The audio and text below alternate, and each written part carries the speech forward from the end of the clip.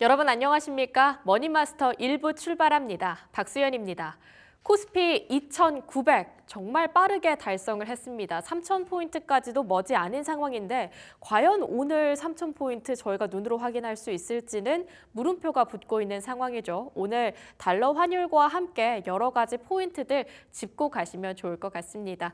구체적인 투자 이슈들 하나씩 받아볼 텐데요. 그 전에 키워드 브리핑으로 한번 만나보시죠.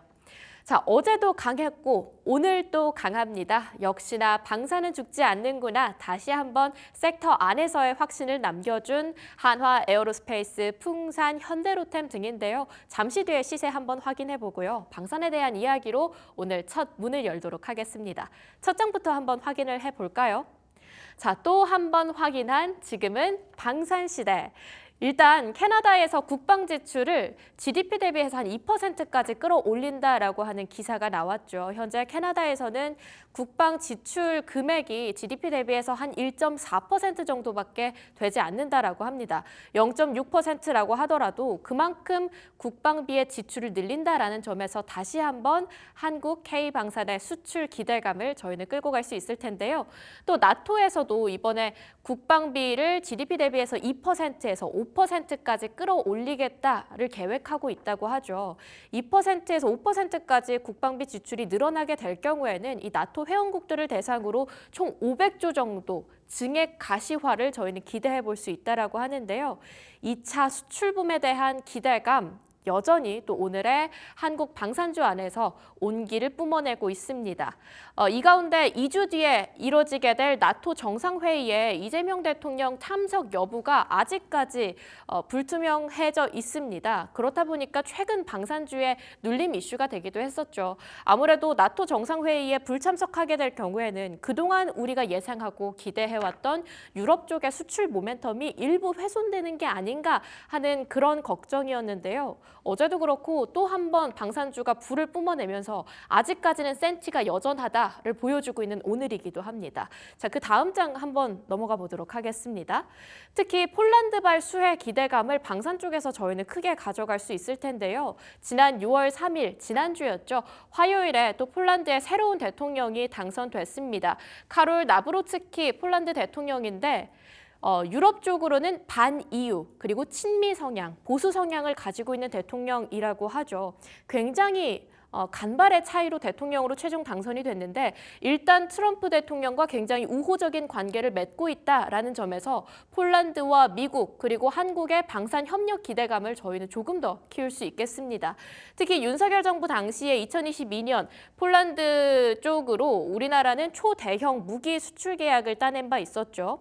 그 라인으로 봤을 때는 일단 현대로템에는 K2 전체가 있을 거고요. 한화 에어로스페이스에는 K9 자주포가 있겠습니다. 사실 이때 당시에 공급 계약 체결했었던 부분들요. K2 전차와 K9 자주포는 이미 납품을 꽤 다수 완료를 했고요. 남은 제품들도 납품 중으로 알려져 있습니다. 가장 큰 문제는 바로 이 FA50 경국 경기인데요. 한국항공 우주 쪽에서 납품을 담당을 하고 있죠. 아직까지 좀 많은 대수가 지연이 되고 있다라고 하는데 그 이유에 대해서 다음 장에서 살펴보도록 하겠습니다. 자, 이렇게까지 전투기 쪽의 수출이 계속해서 밀리고 있는 이유는 미국 쪽에 있습니다. 미국 정부가 이 FA50을 만들어내는 데 들어가는 부품을요. 수출 승인을 조금 미루고 있다는 점. 그만큼 어찌 보면 폴란드 쪽으로의 기술 수출을 미국에서 열어줄만 한가 약간의 긴장감, 경계심이 남아있다라고 봐야 할 것 같은데요. 미국 안에 있는 군사 기술 수출의 정치적인 그리고 절차적인 신중함 때문에 이렇게 들어가는 일부 부품의 수출 승인이 계속 지연되고 있는 상황입니다. 빨리 만들어야 그만큼 납품을 할 수 있는데 부품 자체가 미국 쪽에서 조달이 되지 않으니까 폴란드 쪽으로 계속해서 납품이 밀리고 있는 상황인 거죠. 하지만 앞에서 또 확인을 하셨던 것처럼 이제 폴란드 쪽에 새롭게 당선된 대통령이 트럼프 대통령과 굉장히 우호적인 관계를 맺고 있다라는 점에서 이 수출 승인이 조금 더 앞당겨질 수 있게 된다고 한다면 기존에 예정되어 있는 30억 달러 규모의 큰 수출 계약이 빠르게 진행될 수 있겠다라는 기대감도 커지고 있는 상황입니다. 자, 그 다음 장으로 넘어가 보도록 하겠습니다.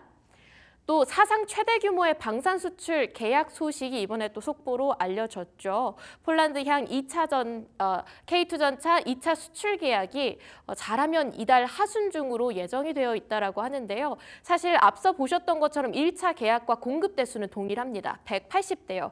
이 중에 117대를 현대로템이 직접 생산하고 공급하기로 결정이 되어 있는데요. 여기서 중요한 건 1차 계약대와 공급 대수는 180대로 동일하지만 이 계약 금액이 2배 이상 뛰어 올랐다라고 합니다. 총 60억 달러로 한화로 따지면 약 9조 원에 달한다라고 하는데요. 현대로템에 있어서는 이게 상당한 수혜가 될 수 있는 모멘텀이라고 볼 수 있겠습니다.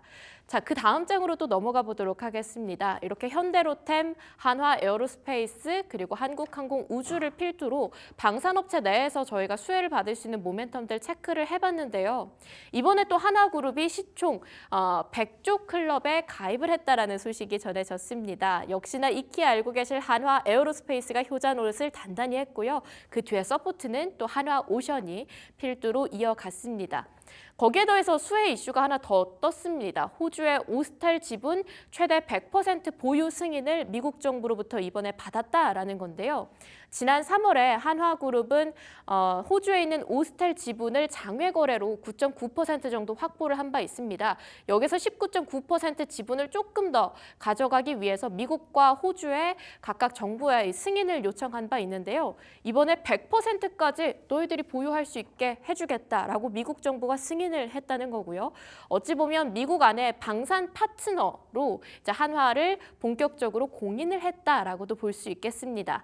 이 오스탈은 역시나 미국 해군에 군함을 직접 공급하는 핵심 조선사라고도 볼 수 있겠고요. 미국 안에 또 생산 거점을 가지고 있기 때문에 오스탈을 필두로 한화그룹의 여러 가지 기술력을 조금 더 키워갈 수 있을 것이다. 미국 생산 인프라와 결합하면서 추가적인 수주 확대 모멘텀을 저희는 기대해 볼 수 있겠습니다. 뿐만 아니라 어쨌든 미국 정부가 이번에 전적으로 신뢰도를 보여줌으로써 타 방산 기업 역시도 파트너십이 본격적으로 확대될 가능성 저희는 또 점쳐볼 수 있겠습니다. 자, 마지막 장으로 넘어가 보도록 하겠습니다. 어제 방산주 섹터 안에서의 종목 움직임 상당했습니다. 각각 어떤 움직임들을 보여줬을지 넘어가 보도록 할 텐데요. 자, 섹터 안에서의 분위기 한번 확인을 해보겠습니다. 한화 에어로스페이스 어제 6% 상승을 했는데 오늘은 살짝 차익 매물이 나오는 모습이네요. 정말 오늘 한화 에어로스페이스 새로운 황제주로 등극하는 것인가 좀 기대감을 가졌지만 살짝은 어제의 피로도를 내려놓는 모습입니다. 현대로템은 2% 상승을 하면서 17만 원대에서 주가 달리고 있고요. 한국항공우주가 3% 정도 빠지는 모습이네요. 풍산이 현재 3거래일 연속으로 불을 뿜어내고 있습니다. 어제 16% 상승을 했었는데요. 오늘 추가적으로 6% 상승을 이어가면서 8만 원대 주가 형성을 하고 있습니다. 실적에 대한 기대감이 상당하다라고 하죠. 그리고 한화 에어로스페이스 쪽에서 모멘텀으로 크게 움직였었던 코츠테크놀로지 오늘은 보합권대이긴 하지만 한화 에어로스페이스가 하락하고 있는 와중에 빨간불을 지켜주고 있습니다. 그래도 장 전까지만 해도 방산주 전체 섹터 안에서의 불이 보여졌거든요. 방산 섹터 안에서의 전체적인 온기가 펼쳐지고 있구나라고 생각을 했는데 생각보다 장 안에서의 순환매가 빠르게 돌고 있는 모습입니다. 방산 쪽에서의 수급 이탈이 나온다고 한다면 오후장까지는 또 이 많은 수급이 어느 섹터를 향해 갈지 함께 눈여겨보시면 좋을 것 같습니다. 투자 포인트 이어가 보도록 하겠습니다. 바로 3프로 공략주로 출발해 보시죠.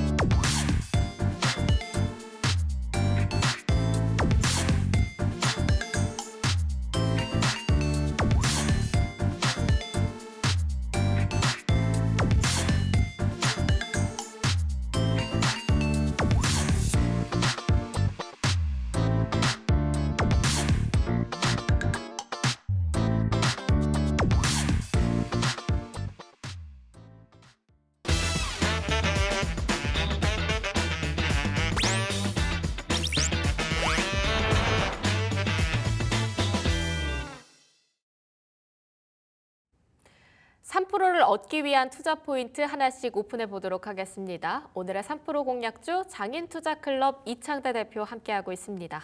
대표님 안녕하세요. 네, 반갑습니다. 요즘 잠을 못 주무신다고 네. 혹시 시장이 너무 좋아서 심장이 두근두근해서 못 주무시는 건 아니시죠? 아, 맞습니다. 요즘 뭐 이제 맞습니까? 이게 솔직히 장 안 좋을 때는 네. 굳이 뭐 이렇게 열심히 뭐 잠 안 온다, 불면증 생긴다 이러시는데 그땐 그냥 푹 자도 됩니다. 사실 떨어질 땐 뭐 내가 안 잔다고 해가지고 올라가진 않거든요. 그렇죠. 근데 올라갈 때는 내가 어떻게 대처하냐에 따라서 수익률이 굉장히 이제 많이 먹을 수 있느냐, 적게 먹느냐 이게 갈리기 때문에 우리가 이제 잠 못 이룰 때는 설레는 마음으로 장이 좋을 때라고 생각합니다. 그래서 뭐 요즘은 네. 우리 시청자 여러분들도 저와 비슷한 마음이지 않을까 생각이 좀 듭니다. 어제 제가 카페에서 개인적인 공부를 좀 했었는데 뒤에서 그런 얘기가 들리더라고요. 아, 포모 온다. 요즘은 그쵸. 진짜 주식 투자해야 된다. 이런 그쵸. 이야기가 뒤에서 들려서 와 정말 요즘 국내 시장이 좋긴 하구나라고 또 느끼기도 했습니다. 그런 상황 속에서 오늘 코스피가 2,900 달성을 했다가 살짝 또 내려놓고 있는 움직임이라서 오전장 어떻게 보실지 궁금한데요. 일단 뭐 시장은 오늘도 너무 좋기도 하고요. 뭐 아무래도 단기간에 너무 올랐기 때문에 분명히 조정은 올 거예요. 근데 그래도 겁은 먹지 않으셨으면 좋겠습니다. 왜냐면 이제 포모가 온다 뭐 이런 얘기도 이제 들리고 있는데 사실 이제 우리가 포모가 왔던 적이 몇 번 있었죠. 비트코인 한번 이제 불황일 때도 좀 이제 포모에 대한 이야기가 많이 나왔고 네. 그리고 이제 우리가 지난 코로나 팬데믹 때 유동성이 풀리면서 부동산에서 이제 멀어졌던 투자자들이 포모가 많이 왔었습니다. 근데 이제 이번 시장은 저는 주식 시장에 대한 포모가 올 거라고 좀 보고 있어요. 일단 우리가 이제 보통 이 새 정부가 들어서게 되면 그 정부에 대한 정책에 대한 기대감도 좀 있기는 한데 누구보다도 이제 주식 시장에 좀 진심이라고 느껴져요.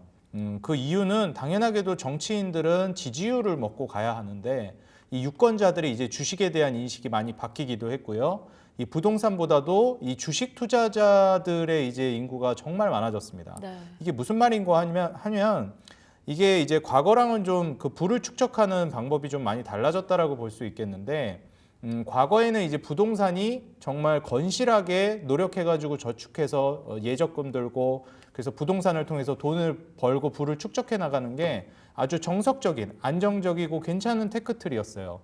근데 이제 그때 당시에도 좀 대박을 꿈꾸면서 투자하는 사람들이 했던 이제 측면이 바로 이제 주식이었습니다. 네. 근데 이제 지금은 조금 바뀌었다라고 생각이 들어요.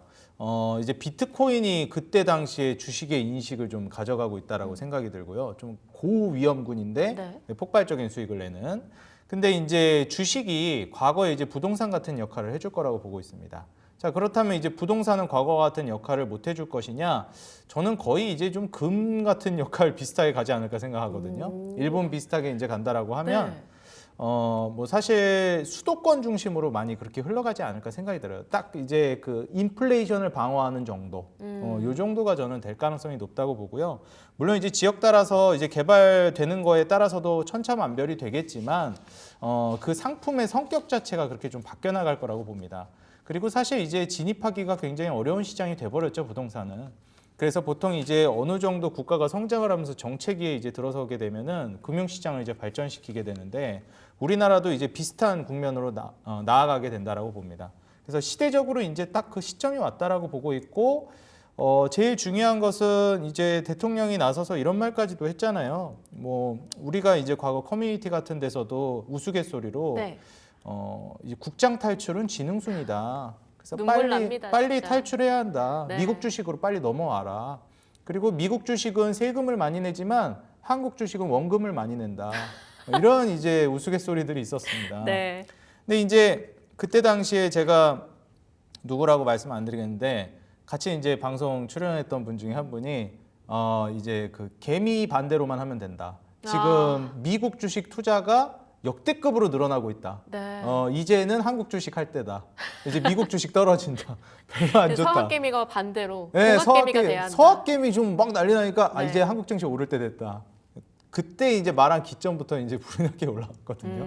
근데 이제 사실상 미국 증시가 그렇다고 해서 안 좋으냐? 그건 또 아니거든요. 미국 맞아요. 증시도 엄청 좋아요. 사실 이제 미국 증시 같은 경우에는 지금 조금 더 이제 안정감 있고 장기적으로 투자하기에 좋은 것이고 한국 주식은 굉장히 드라마틱하게 많이 올라갑니다. 그러니까 사실 한국 주식의 특징, 주식 지금 시청하시는 분들 중에도 한 10년, 20년 넘으신 분들은 다들 공감을 하실 텐데 와, 이래도 안 올라?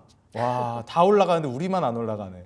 그러다가 와, 다 떨어지니까 우린 더 떨어지네. 그러다가 이제 뜬금없이 마지막에 이제 뜬금포로 엄청난 슈팅이 나옵니다. 수익률 글로벌 1위. 네, 지금 글로벌 1위예요, 사실상. 그래서 내가 어느 정도 투자를 좀 공격적으로 베팅한다라고 하면 한국 주식이 굉장히 좀 매력적이라고 저는 보고 있고요. 그리고 이게 하다가 못 따라잡아요. 한국 주식 같은 경우에는 변동성이 정말 장난이 아니기 때문에. 이미 너무 화끈해서 대일 것 같거든요. 그렇죠. 뭐 사실 여기에 따라서 지수가 사실 좀 어려워지진 않을까, 조정이 나오진 않을까 이런 좀 우려를 하시는 분들도 있을 것 같은데 저는 이제 연말 정도에 미국이 기준금리 인하를 예상하고 있습니다. 그럼 이제 사실 불경기 모멘텀으로 한 시장 급락을 어느 정도 나올 가능성은 있어요. 나온다라는 이제 우리가 그 관점을 가지고 가기보다는 그런 리스크를 가지고는 가자. 근데 이제 중요한 것은 이미 대세 상승기로는 접어들었고 조정 나온다 하더라도 그거 메꾸고도 올라갈 겁니다. 왜냐하면 이제 이번 정부 들어서 돈을 이미 천문학적으로 풀고 있습니다. 이제 우리가 그 코로나 팬데믹 때 벼락거지라는 표현을 이제 많이 했었습니다. 현금 가지고 있으면은 그냥 순식간에 벼락처럼 거지가 된다. 그게 왜 그러냐면 돈의 가치가 뭐 그냥 자고 일어나면 떨어졌기 때문이거든요. 그때 당시 우리가 살고 있는 뭐 아파트가 뭐 부동산이 과연 가치가 뭐 엄청난 호재가 되고 막 더 좋은 집이 돼가지고 가격이 올라갔나요? 그렇지 않습니다. 일제히 다 돈의 가치가 떨어지면서 올라갔고 주식시장도 마찬가지였어요. 그때 당시에는 부동산이 조금 더 이제 집중을 받았고 매력적이었다면 이번에는 다를 겁니다. 주식시장이 훨씬 더 매력적인 수단으로 올 거예요. 왜냐하면은 이제 그때 사실상 저는 부동산에 있어서는 앞으로 안 오른다가 아니라 매력적인 시장으로서는 거의 피날레에 갔다라고 봅니다. 한국의 이제 GDP 성장률, 이제 경제 성장률이 거의 한계치에 다다랐어요. 국가 경쟁력이 이제 떨어지는 상황에서는 사실상 부동산이 올라간다라는 것은 거품이 없이는 어렵습니다. 그 이야기는 여기서 더 올라간다는 건 이제 거품 단위로 가는 것이고 현금 가치 떨어지기 때문에 가긴 하겠지만 주식 시장만큼 이제 매력적으로 가기는 어려울 것이다. 이렇게 좀 보고 있습니다. 네, 과연 이 부동산 시장보다 매력적인 주식 시장 우리는 볼 수 있을지 자, 첫 번째 이슈 바로 확인을 해보도록 하겠습니다. 오늘의 첫 번째 이슈 직진은요. 로봇 쪽에서 좀 받아볼 수 있을 것 같아요. 피지컬 AI 성과 낸다. 그런데요, 대표님, 요즘 국장 너무 잘 나가는데 희한하게 안 가는 섹터가 이 반도체 그리고 로봇 아닙니까? 반도체보다 로봇이 더 안 가는 것 같기도 하고 근데 또 오늘 코스피보다 코스닥이 강하니까 이러면 좀 로봇 좀 움직여줘야 되지 않을까 싶기도 하고요. 모멘텀 하나씩 체크해볼게요. 일단 이제 로봇도 그렇고 제약바이오 같은 이런 혁신업종들은 금리 인하가 좀 진행이 돼야 되는데 사실 이 미국에서부터 이 산업에 대한 바람이 좀 불어와야 된다라고 개인적으로 생각합니다. 이미 AI 관련된 모멘텀은 상당하고 엔비디아는 뭐 여전히 굳건하다라고 저는 생각을 해요. 근데 이제 중요한 것이 AI 관련된 것이 초반에는 반도체부터 시작이 됐는데 점점 이제 피지컬 AI 쪽으로 넘어가고 있습니다.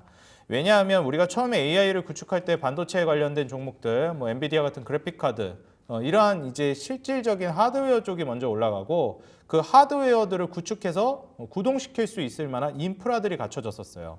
예를 들면 전력 인프라, 전선 전력 쪽이라든지 그 다음에 그 전선 전력 인프라가 갖춰지면 우리가 그걸 구동시킬 만한 에너지원이 필요하죠. 네. 그렇기 때문에 원전이 그 다음 차순으로 올라갔던 겁니다. 먼저 하드웨어가 갖춰지고 이걸 구동시킬 전력 인프라가 갖춰지고 여기에 이 에너지원을 구동시킬 원전이 순차적으로 움직인 거죠. 그래서 아주 이제 순서가 이해에 맞게 딱딱 합리적으로 순서대로 움직였습니다. 이걸 우리가 이해하고 있다면 하드웨어가 갔네? 전력 가겠구나. 전력이 가네? 원전이 가겠구나. 딱 충분히 유추할 수 있었습니다. 이게 뭐 누가 똑똑해서 알 수 있는 게 아니라 조금만 보면 알 수 있는 부분이었어요. 그래서 뭐 원전 같은 경우에도 어마무시하게 올라갔죠. 뭐 제 자랑을 하는 게 아니지만 뭐 올라간다고 수없이 말씀드렸고 10년 간다 말씀을 드렸는데 네. 이미 올라갔고 그럼 뭐 지나간 거니까 앞으로 또 이제 원전 같은 걸 우리가 캐내야 되지 않겠습니까? 제가 이제 원전 다음으로 또 급등할 만한 걸 미리 제시하자면 로봇과 제약바이오를 제시하겠습니다. 로봇이랑 제약바이오. 예, 유동성이 어마무시하게 풀리고 이제 저금리 기조로 가게 될 거예요. 이거는 거스를 수 없는 전 세계적인 흐름입니다. 이거 모르는 투자자 있나요, 지금? 모르고 계셨다면 죄송합니다. 그럼 이제부터 알면 되는 거예요. 네. 그럼 이제 유동성이 어마무시하게 확보되게 되면 그때부터는 이제 혁신 업종들이 뜨게 됩니다. 우리가 코로나 팬데믹 때 혁신 업종 가장 주인공 누가 있었죠? 물론 제약바이오는 매 금리 인하받아 움직였지만 그때 주인공이었던 것 바로 배터리 전기차였죠. 이번에 이제 로봇이 그 자리를 꿰찰 거라고 보고 있습니다. 왜냐하면 인플레이션으로 인한 임금 상승을 막기가 어렵거든요. 그래서 이러한 포인트들을 생각해 본다라고 하면 이번에 이제 그 LG전자에서도 그 삼성전자에 이어 피지컬 AI, 휴머노이드 로봇 쪽으로 이제 강세로 투자를 진행하려고 하고 있습니다. 우리가 피지컬 AI가 뭘까 이제 생각을 하면 제가 방금 말씀드렸듯이 원전까지 인프라가 이제 다 갖춰지고 있는 단계잖아요. 주가가 거기까지 올라갔으니까. 네. 그럼 여기까지 갖춰지면 뭘 해야 될까요? AI를 통해서 우리 일상생활을 뭔가 변화를 시켜야 되잖아요. AI라는 대단한 게 생겼어. 그래서 이제 그래서가 그 다음에 이제 나와야 되는데 피지컬 AI가 바로 그 그래서의 답입니다. 이 AI를 기반으로 자율주행을 구동시키고 로봇을 구동시키고 이러한 이제 피지컬 AI 쪽으로 넘어간다라는 거죠. 그렇기 때문에 이제 현 시점부터는 이제 로봇 쪽이 움직일 것이다. 자율주행도 움직일 거라고 보는데 이건 규제가 어느 정도 좀 걸려 있어가지고 중간중간 좀 걸릴 수도 있고 그 다음에 좀 뭐라고 해야 될까요? 규제가 이제 파격적으로 개혁되기 전까지는 좀 쉽지는 않을 것 같아서 전 로봇이 훨씬 더 매력적일 거라고 봅니다. 그래서 지금 현 시점에서는 LG전자에서 투자를 진행하고 있는 기업들을 좀 보시는 것도 좋고 네. 마찬가지로 이제 휴머노이드 로봇, 뭐 삼성전자 투자하는 레인보우 로보틱스라든지 그다음에 LG전자의 뭐 로보티즈, 로보스타, 뭐 엔젤 로보틱스 이런 지분 투자가 들어간 기업들도 눈여겨보시면 좋을 것 같은데 뿐만 아니라 이제 대기업들의 지분 투자가 들어간 종목들은 향후에 지속적인 상승이 나올 거라고 기대되니까 이러한 종목들은 계속 관심 있게 보시면 좋겠습니다. 네, 지금 시청자분들 사이에서도 관심이 꽤 많은 것 같습니다. 투더리즘업님이 로봇은 이제 가나? 또 카니님께서는 유진 로봇 아직 안 가는데 이렇게 이야기를 하는 걸 보면 종목들의 얘기도 좀 속속이 들려오는 것 같아서요. 어떤 종목 좀 관심 갖고 계실까요? 로봇은 제가 이제 투자하는 방법을 아주 쉽게 말씀드리겠습니다. 시총 맨 1등부터 순서대로 매집하시면 됩니다. 그럼 제일 먼저는 레인보우 로보틱스인가요? 네, 뭐 레인보우 로보라든지 하이젠 R&M이라든지 뭐 유일 로보라든지 뭐 두산 로보라든지 일단 로봇주는 한 종목에 몰빵을 하는 전략은 좋지가 않아요. 혁신 업종이기 때문에 두더지 리스크가 게임처럼. 예, 그렇기 때문에 최대한 분산을 하는 게 좋은데 최소 5개 이상으로 쪼개시는 게 좋을 것 같고요. 그리고 시총 상위 순으로 끊으시는 게 상당히 이제 투자 성공률이 올라갈 겁니다. 그리고 뭐 조금 이제 제가 조심스럽게 예언을 하자면 배터리가 안 간다, 배터리를 무시하는 게 아니라 저는 배터리에 한 10배 정도 파급력을 가져올 거라고 봅니다. 그래서 한 뭐 2차 전지 배터리 시총 뭐 1등 기업들, 2등 기업들 뭐 100조 가고 60, 70조 여전히 하고 있는 기업들이 있거든요. 근데 지금 로봇 시총 1등 기업들, 1, 2등 기업들 10조도 안 됩니다. 그럼 지금 로봇 시총 1, 2등, 3등 하는 기업들 혹은 5등에서 10등 안에 있는 기업들 중에 5, 60조, 100조짜리 전 터져야 된다고 보는 입장이다. 네. 이렇게 좀 말씀드립니다. 그러면 그 안에서의 종목들은 지금 말씀 주신 레인보우 로보틱스, 엔젤 로보틱스, 로보티즈 이런 종목들 눈여겨보면 좋을 것 같고요. 혹시 추가적으로 더 이야기를 들어볼 수 있다라고 한다면 잠시 뒤에 좀 살펴보도록 하겠습니다. 자, 바로 두 번째 이슈 직진 함께 확인해 보시죠. 아마 어제 한국전력, 이게 무슨 일이야? 한국가스공사도 마찬가지고요. 좀 깜짝 놀라셨을 분들 계실 것 같은데요. 이 공공요금 동결 가능성에 대한 이야기 좀 들어보도록 하겠습니다. 오늘 한국전력 어제 10% 낙폭 대비해서 소폭 회복을 하고는 있는데요. 앞으로의 모멘텀 어떻게 챙겨봐야 할까요? 이게 저도 좀 조심스러운 게요. 이게 사실 공공요금이 인상이 될 걸 기대하면서 이제 적자를 만회할 것이다. 네. 그러면서 배당이 늘어날 것이다. 이런 기대감들이 다들 맞물리면서 유틸리티주들이 굉장히 강했거든요. 근데 지금 현 시점에서 조금 찬물을 끼얹기는 했습니다. 근데 제가 이제 조심스럽게 예상을 해보자면요. 이게 임계점이 좀 넘어가면서부터 이제 인상을 했던 거기 때문에 사실 인상한 거를 다시 뒤로 미룰 일은 없을 거라고 저는 봐요. 왜냐하면 이제 한 번 올라간 라면 가격, 한 번 올라간 뭐 초코파이 가격 이런 것들은 떨어집니다. 다시 뒤로 가지 않습니다. 그렇기 때문에 공공요금 같은 경우에도 저는 뒤로 갈 가능성은 매우 희박하다고 보고 있고요. 심지어 이게 적자가 너무 커지면서 그걸 개선하기 위한 이제 요금 인상이 이루어졌던 거라 이대로 그냥 쭉 갈 거라고 봅니다. 물가 상승이나 에너지 비용 상승했던 거 고려해서요. 근데 이제 중요한 건 뭐냐면 이게 지금 동결이 됐다라는 거예요. 사실 이렇게 올라가고 있다가 요금이 그냥 더 올라갈 줄 알았는데 이제 동결되니까 찬물이 한번 확 끼얹어진 건데 인하가 되지 않고 동결하다가 전 또 올릴 가능성이 있다고 봐요. 왜냐하면 유동성 이렇게 풀게 되면 또 이제 올리고 그리고 무엇보다 중요한 게 이제 이런 그 유틸리티주들이 대부분 대주주가 정부 쪽에 있습니다. 그러니까 정부가 이제 세수를 늘려야 하는데 네. 이러한 관점에서 이제 본다라고 하면 세수 결손을 메꾸기 위한 이런 유틸리티주 공기업들을 통해서 이제 배당을 수령하면서 이제 세금을 간접적으로 가져가는 이러한 이제 방식을 채택할 가능성이 높다고 봐요. 저도 요즘에 이제 뭐 전기세 이런 거 올라가는 거 보면은 똑같이 썼는데 이게 이 가격이 맞나?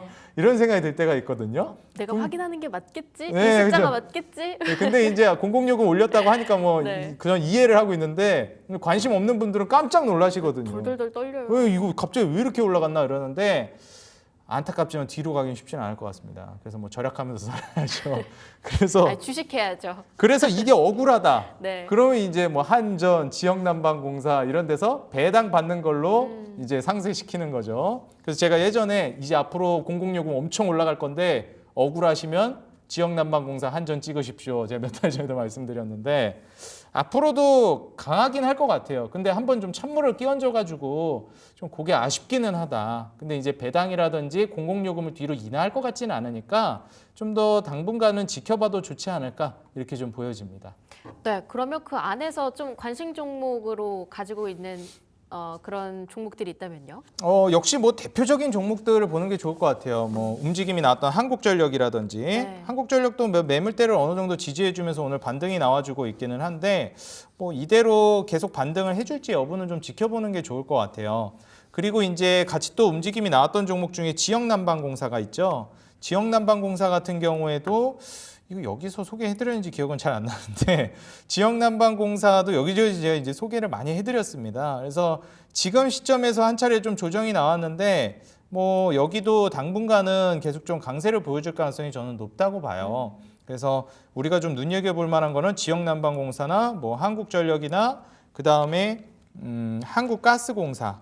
예, 이제 한국가스공사 같은 경우에는 지금 올라간 게 딱히 없는데 조정이 나와가지고 좀 억울하기는 그러네요. 합니다. 이제 한국가스공사 같은 경우 과거에 이제 대왕고래 프로젝트 테마로 좀 올라갔었는데 그게 좀 아쉽기는 해요. 테마를 차라리 안 받았으면 더 괜찮았을 것 같은데 어찌 됐건 이제 한국가스공사나 특히 한국전력이랑 지역난방공사를 중심으로 해서 움직임이 좀 나올 걸로 기대되니까 이러한 종목들 한번 좀 관심 있게 보셔도 좋을 것 같습니다.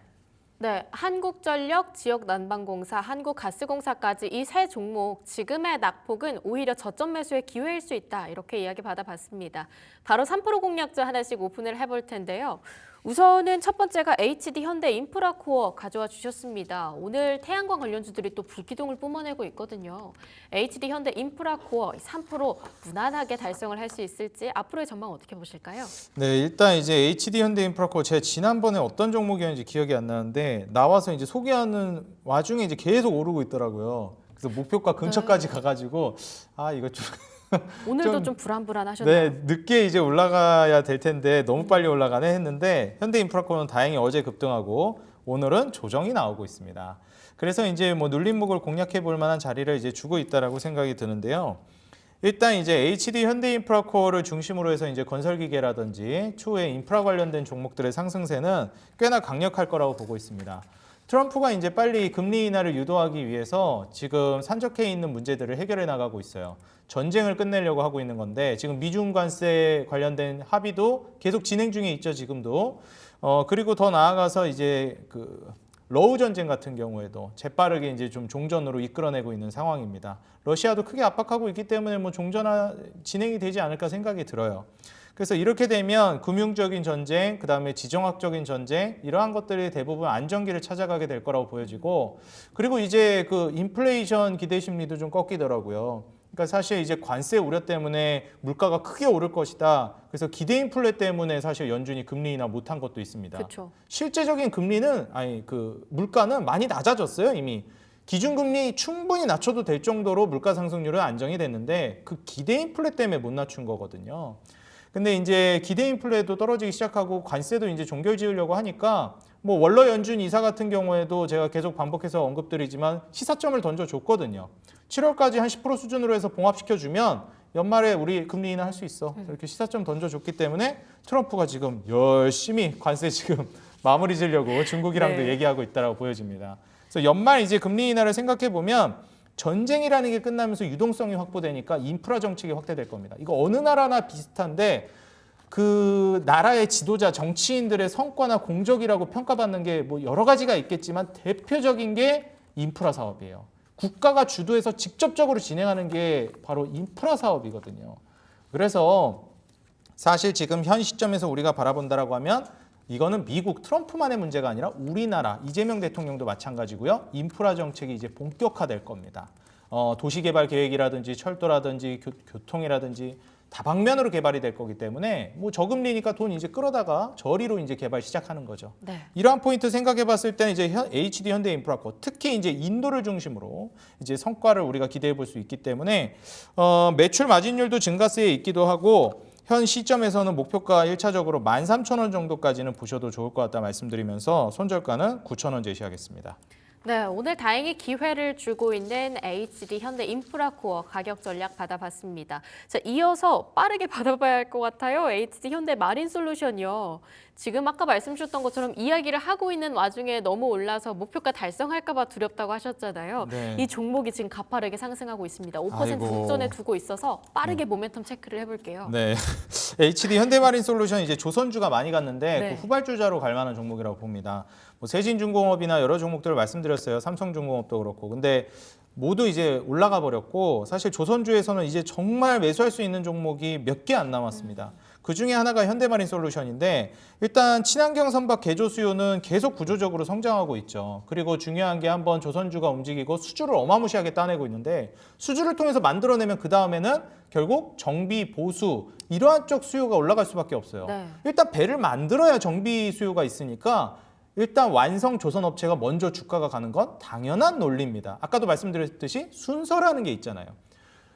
반도체, 그 다음에 이제 그런 그 데이터 센터가 먼저 확충이 되고, 그 다음 전력 인프라하고, 그 다음 원전이 가는 일련의 과정. 당연히 배를 먼저 만들고, 그 다음 정비 보수 관련된 수요가 늘어나는 게 맞죠. 조선주가 먼저 갔고, 뒤늦게 현대마린솔루션이 가는 게 순서상 맞습니다.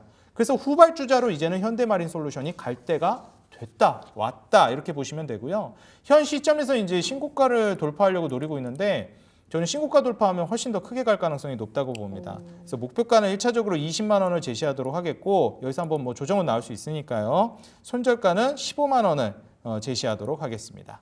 네, 조선은 이미 어느 정도 가격이 목전에 찼다 때문에 여기에서 조선 가면 따라갈 수 있는 기자재라든지 추가적인 종목들 이야기해 주셨습니다. 목표가 20만 원까지 열어보겠습니다. 대표님, 제가 이야기를 들었는데 작가님께 네. 5천까지 전망을 하신다고요? 네, 일단 뭐 코스피는 한 5천까지는 무난하게 가지 않을까 생각이 듭니다. 무난하게. 네, 무난하게 갈 거라고 봅니다. 와. 왜냐하면 뭐 증시가 좋을 것이다 이런 것도 있는데 상법 개정 관련된 이슈들도 있고요. 코리아 디스카운트라는 게 수면 위로 올라온 게 저는 가장 크다고 봐요. 이게 과거에는 뭐 코리아 디스카운트라는 거 주식하는 사람들이 앞만 밑에서 떠들어봤자 거들떠도 안 봤어요. 정치권에서. 왜 그럴까요?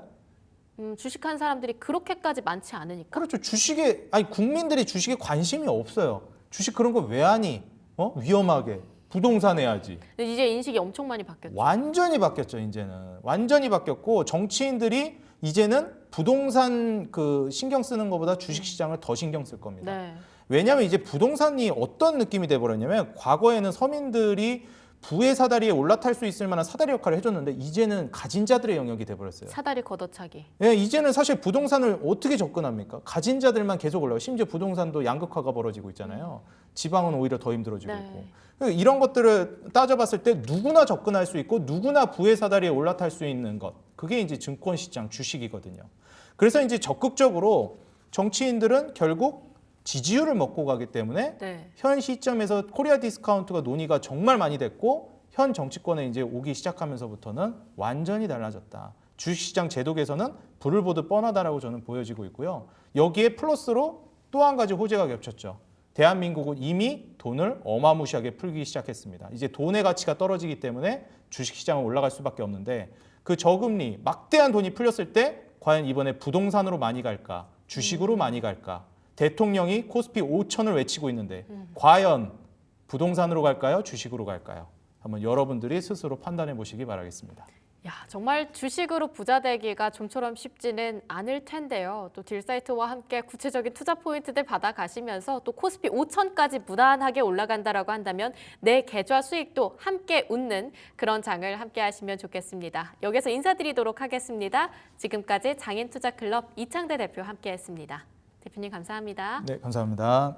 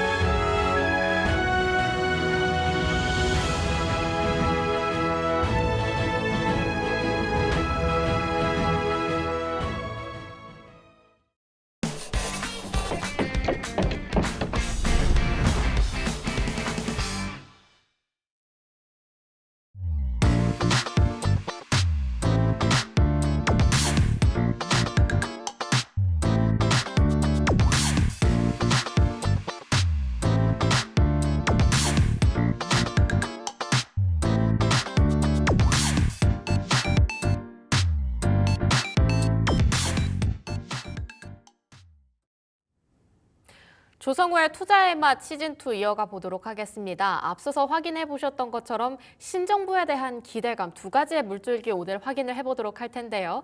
SK증권 영업부 금융센터 조성우 부장 함께하고 있습니다. 부장님 안녕하세요. 예, 안녕하세요. 네. 방금 전에 굉장히 저 오랜만에 뵌 것 같다고. 예. 아, 좀 약간 좀 띄엄띄엄 나온 느낌이 드는 게 이제 대선 때문에 특집 좀 하시느라 이제 제가 좀 그러네요. 이제 자리를 좀 비운 적도 있고 하다 보니까 뭐 그래서 이제 뭐 띄엄띄엄 나온 느낌이긴 한데 그래도 뭐 제가 좀 해드릴 이야기들이 좀 많이 있으니까 네. 오늘 한꺼번에 좀 쏟아놓고 가도록 할게요. 아, 네. 오늘 좀 많은 보따리 풀어주시면 좋겠습니다. 네. 우선 시장 상황에 대해서 좀 이야기를 해볼까 하는데 국민연금이 달러 매도를 이제 멈췄대요. 네. 그래서 저는 오늘 환율이 좀 튀지 않을까 하는 걱정을 했는데 다행히 안정세를 보이고 있고 시장은 또 화랑을 오늘 또 펼쳐내주고 있습니다. 그래서 수급 상황이나 이런 것들 봤을 때 지금 시장 분위기 어떻게 느끼고 계실지 이야기 들어볼게요. 일단은 이제 신정부 출범 이후에 지금 시장의 이제 기대감이 이제 굉장히 좀 높아지고 있다 보니까 어느새 뭐 오늘 우리 코스피가 또 장중에 2,900을 네. 뭐 한 3년 만인가요? 그러니까요. 2,900을 본 게 굉장히 좀 강하게 좀 반영이 좀 되고 있는 그런 상황이다 보니까 여러분들도 이제 기대감이 계속 높아지고 있는 이런 상황이고 아까 말씀하셨다시피 좀 이제 원화가 좀 약세로 갈 수 있는 요인이 있었음에도 불구하고 이제 환율이 안정적인 것은 이런 기대감들이 반영되고 최근에 또 외국인들이 우리 시장 많이 사주고 있지 않습니까? 네. 그러니까 이제 원화가 이제 강세 기조로 완전히 좀 턴을 했다. 이렇게도 좀 볼 수 있는 부분이요. 다만 이제 우리가 좀 경계해야 될 거는 확증 편향이라는 거는 우리가 좀 주의할 필요가 있다. 그러니까 뭐 3,000을 넘어 5,000 시대로 간다. 물론 이제 장밋빛 전망 좋잖아요. 그리고 그런 기대감들이 시장에 반영되는 것은 좋은데 그렇다고 해서 우리의 생각만큼 시장이 그렇게 쉽지는 않은 것이다. 그러니까 항상 우리가 돌다리도 두들겨 보고 간다는 그런 속담처럼 항상 우리 시장의 변수들은 좀 계속 체크를 하면서 그렇게 봐야 되지 않나 이렇게 생각합니다. 돌다리도 두드려보면서 건너야 한다. 지금 외국인의 수급도 상당히 긍정적이고 연일 괜찮은 시장이 펼쳐지고 있지만 또 한순간에 확 뒤돌아설 수도 있는 게 사실이기도 하거든요. 이러한 부분들 때문에라도 좀 조심스럽게 시장을 접근할 필요는 있을 것 같은데 일단은 3,000피까지는 좀 무난하게 올라갈 수 있지 않을까가 또 일각에서는 중론으로 다뤄지고 있는 것 같습니다. 이 3,000피 가시화의 그 맹점은 역시나 그 가운데에는 상법 개정에 대한 기대감이 있는 것 같아요. 골자부터 좀 풀어주시죠. 일단은 그게 가장 크게 반영이 되는 것 같고요. 일단 사실 뭐 이제 지난 그 대선 전부터 그런 기대감들을 시장이 좀 반영을 해왔죠. 그리고 사실은 이제 그 대선 결과가 이제 결정이 되고 나서 사실 잠시나마 좀 세론의 어떤 그런 좀 작용이 있지 않을까라고도 생각을 했는데 네. 그런 거 없어요. 없어요. 그냥 뭐 질주하고 있는 이제 그런 모습이죠. 그러니까 상법 개정안의 주요 골자를 보게 되면 사실 개정안의 골자 핵심은 딱 한 가지입니다. 주주라는 개념이 이제 들어가는 거예요. 예를 들면 이제 상법 개정안에서 이사의 충실 의무에는 회사의 이익이라고 현재까지 명기가 돼 있었는데 이걸 회사와 주주, 그러니까 결국 이제 주주의 이익에도 이제 이사들이 충실해야 된다. 이제 이 부분인 거죠. 그리고 이제 또 뭐 좀 더 세부적으로 보자면은 뭐 감사위원회 뭐 선출 방식을 개선을 해서 감사위원이 이제 대체로 보면 이제 대주주의 영향력이나 입김이 크게 반영되는 이제 네. 그런 포지션이었지만 이제는 그래도 독립적으로 선출할 수 있게끔 주주들의 좀 참여 기회를 확대한다. 그래서 이제 전자투표제 주주총회에서의 이런 부분들에 대한 이제 도입도 이야기하는 것이고요. 그러니까 큰 틀에서 보면은 이제 그 동안에는 오너의 이익이었다면 이제는 주주의 이익의 기회가 확대되는 것이 이제 주요 골자다. 이렇게 하다 보니까 결국엔 오너 뭐 이런 식으로 가다 보니까 그래서 가장 이제 각광받았던 섹터가 지주사였죠. 아, 지주사 네. 강했죠. 화면 한번 보시죠. 보면은 뭐 위에 거 이제 한화 같은 경우가 얘가 시총이 거의 10조에 육박하죠. 이게 벌써 거의 뭐 2배가 올라버린 거죠. 예, 그리고 아래 그림은 이제 SK도 지금 이제 폭등을 했는데 뭐 만성 저평가, 뭐 PBR 뭐 0.3배 뭐 이제 이러고요. 지주회사들이 보통 영업이익이 어마어마해요. 근데 순이익이 별로 안 나와요. 그러니까 왜 영업이익은 많이 나오는데 순이익이 안 나올까라고 보면은 모르죠. 그죠? 뒤에 또 뭐가 있는지.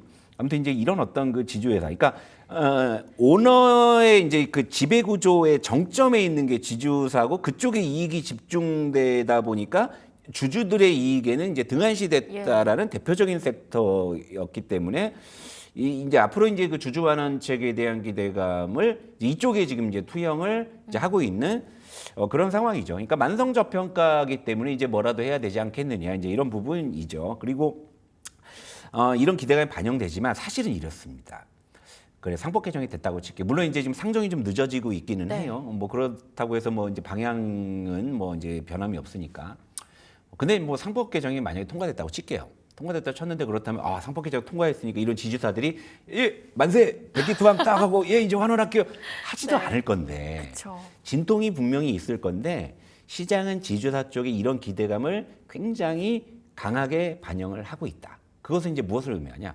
앞으로 그렇다고 해서 계속적으로 지주사 주가가 질주할지에 대해서는 또 따져봐야 될 부분들이 있죠. 그러니까 돌다리도 이제 두들겨 봐야 된다라는 것이고 지주사 주가가 진짜 정말 쾌속 질주하다가 최근에 좀 주춤한 건 보이시죠? 네. 최근에 예전만큼의 탄력 안 나옵니다. 등락을 여기서 반복을 합니다. 이것은 뭐냐면 여기까지는 왔는데 제가 아까 말씀드린 것처럼 상법 개정이 되면 정말 이 친구들이 백기투항을 해서 갑자기 전에는 없던 정말 뭐 파격적인 주주 환원책을 내는지 이런 부분들은 또 따져봐야 되지 않는 거냐? 뭐 이렇게 생각할 수 있잖아요. 네.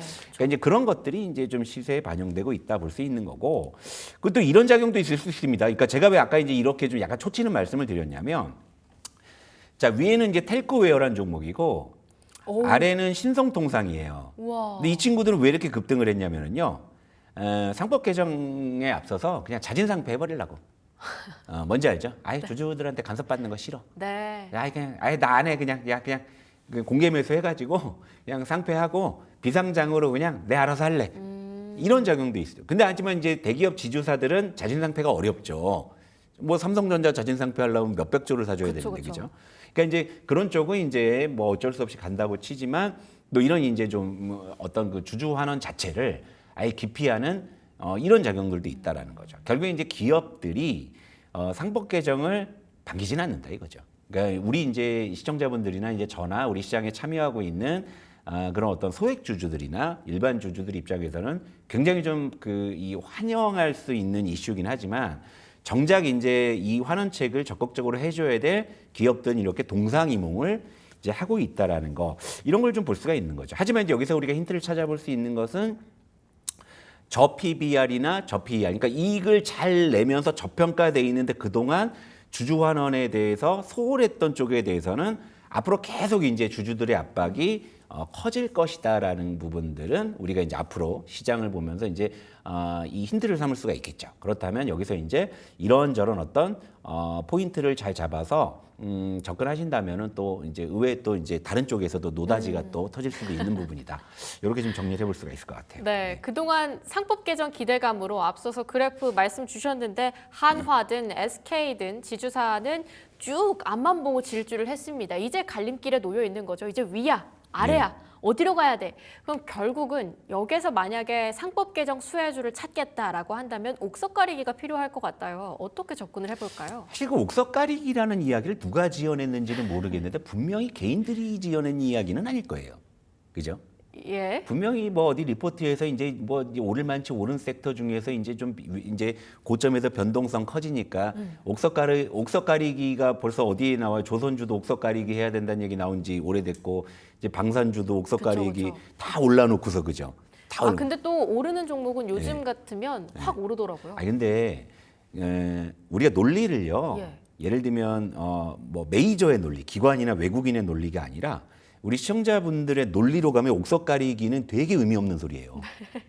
아니 오를 만치 오른 섹터에서 거기서 뭘 또 골라내서 수익을 봐요.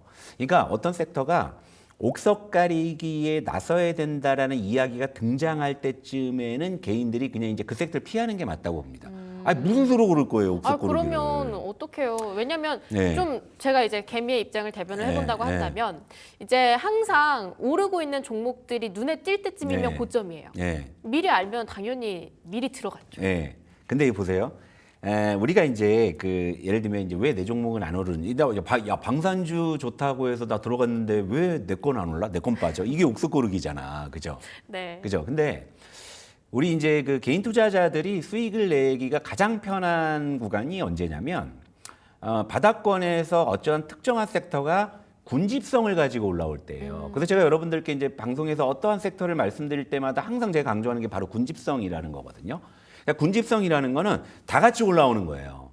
그럼 우리 시청자 여러분들이 군집성이 확보되는 그런 섹터는요. 그러니까 쉽게 말해서 옥석 고르기를 할 필요가 없어. 아무거나 대충 사면 올라가잖아. 그러니까 여러분들은 그런 데서 이제 확률을 높이시는 게 중요한 거예요. 근데 이미 이제 다 올라온 상황에서 이제 어떤 종목은 더 가고 어떤 종목은 네. 빠지고 이게 이제 옥석 고르기인데 2단계 가면 여러분들이 수익을 낼 수 있는 그런 확률이 더 낮아지는 거잖아요. 어려워지죠. 그리고 이제 요즘 시장이 이제 지금 뭐 지수도 이제 2,900을 보여주고 3,000을 향해서 가다 보니까 그동안 이제 소외됐던 그런 어떤 섹터들도 올라온단 말이에요. 그죠? 그러니까 그런 애들이 이제 군집성을 보여주면 이제 그쪽에서 힌트를 찾는 게 좋은 거지. 이미 이제 지수 자체가 올라오면서 그동안 소외됐던 애들도 같이 올라오고 있는 이런 시장에서 뭐하러 저기 다 오를 대로 오르는 데서 뭐하러 옥석 고르기까지 하면서까지 거기 있어야 되느냐가 이제 제 생각이다 이거죠. 네. 맞죠? 예. 맞잖아요. 네. 자 그러면 네, 저는 들어보고 싶은 게 자, 앞으로 어떻게 봐야 돼요? 그래서 이제 상법 개정도 여기서 옥석 고르기라는 것은 아마 지주사 쪽에서는 그런 논리가 이제 등장을 한 것 같아요. 왜냐하면 이미 많이 올랐으니까. 많이 올랐으니까. 하지만 상법 개정이 이번 정부의 계속적인 화두로 이제 전개될 것이기 때문에 그쵸. 그다음 우리가 이제 여기서 한번 투트랙으로 한번 힌트를 찾아보도록 하죠. 자, 지금 현재 상법 개정에 대한 기대감은 일부 지주사나 아니면 이제 전 정부 때도 이제 밸류업이라는 기대감으로 올라갔었던 은행주나 증권주나 자 이런 쪽이었단 말이에요. 그런데 이제 지금 현재까지는 전 정권에서의 밸류업과 지금의 상법 개정이라는 이 카테고리의 모습이 크게 다르지 않아요. 네. 그냥 우리가 그냥 지난 정권 때도 밸류업이라고 해서 올라왔었던 애들이 은행, 증권 이런 애들이었잖아요. 그죠? 그럼요. 금융지주사들. 이런 애들도 최근에 상법 개정으로 다시 시세가 났죠. 그리고 이제 여기에 이제 달라붙은 게 지주사였어요. 그러니까 이제 지난 정권 때는 밸류업 해가지고 처음에는 은행이나 증권이나 금융지주 회사의 지주사가 잠시 꿈틀댔다가 그러다가 지주사 쪽이 탈락을 했습니다. 그래서 지주사 쪽이 계속 주가가 부진했었죠. 하지만 이제 금융지주사 중심으로는 이제 추세가 유효했었죠. 하지만 이제 이게 어느 정도 이제 좀 시세가 이제 둔화되는 이런 상황이었는데 다시금 상법 개정이라는 부분이 등장하다 보니까 예전에 해먹던 걸 다시 내어 먹는 게 금융지주사. 그리고 야 그때 끓이다 말았던 게 지금 현재 지주사. 그죠? 네. 이렇게 올라가고 있는 거죠. 그럼 이러고 이제 끝날까? 아니잖아요. 왜냐 이번 정부의 상법 개정으로 인한 주주 친화는 이 화두가 됐기 때문에 그렇다면 자 보시죠. 지금 대형주 쪽으로 지금 일단 수급이 집중돼 있었단 말이에요. 지주사 집중의 이익을 이제 분산해야 되지 않느냐가 이제 주요 이제 논리였었죠. 네. 그러니까 결국엔 지주사가 배당도 확대해야 될 것이고 이제 너희들이 이제 정가의 보도처럼 써먹던 뭐 쪼개기 상장 같은 거 이제 이거 이제 못 하겠지? 이제 이런 어떤 기대감이 현재까지는 반영이 됐는데 근데 여러분 생각해 보세요. 우리 개인 투자자들은 잘 아실 거예요.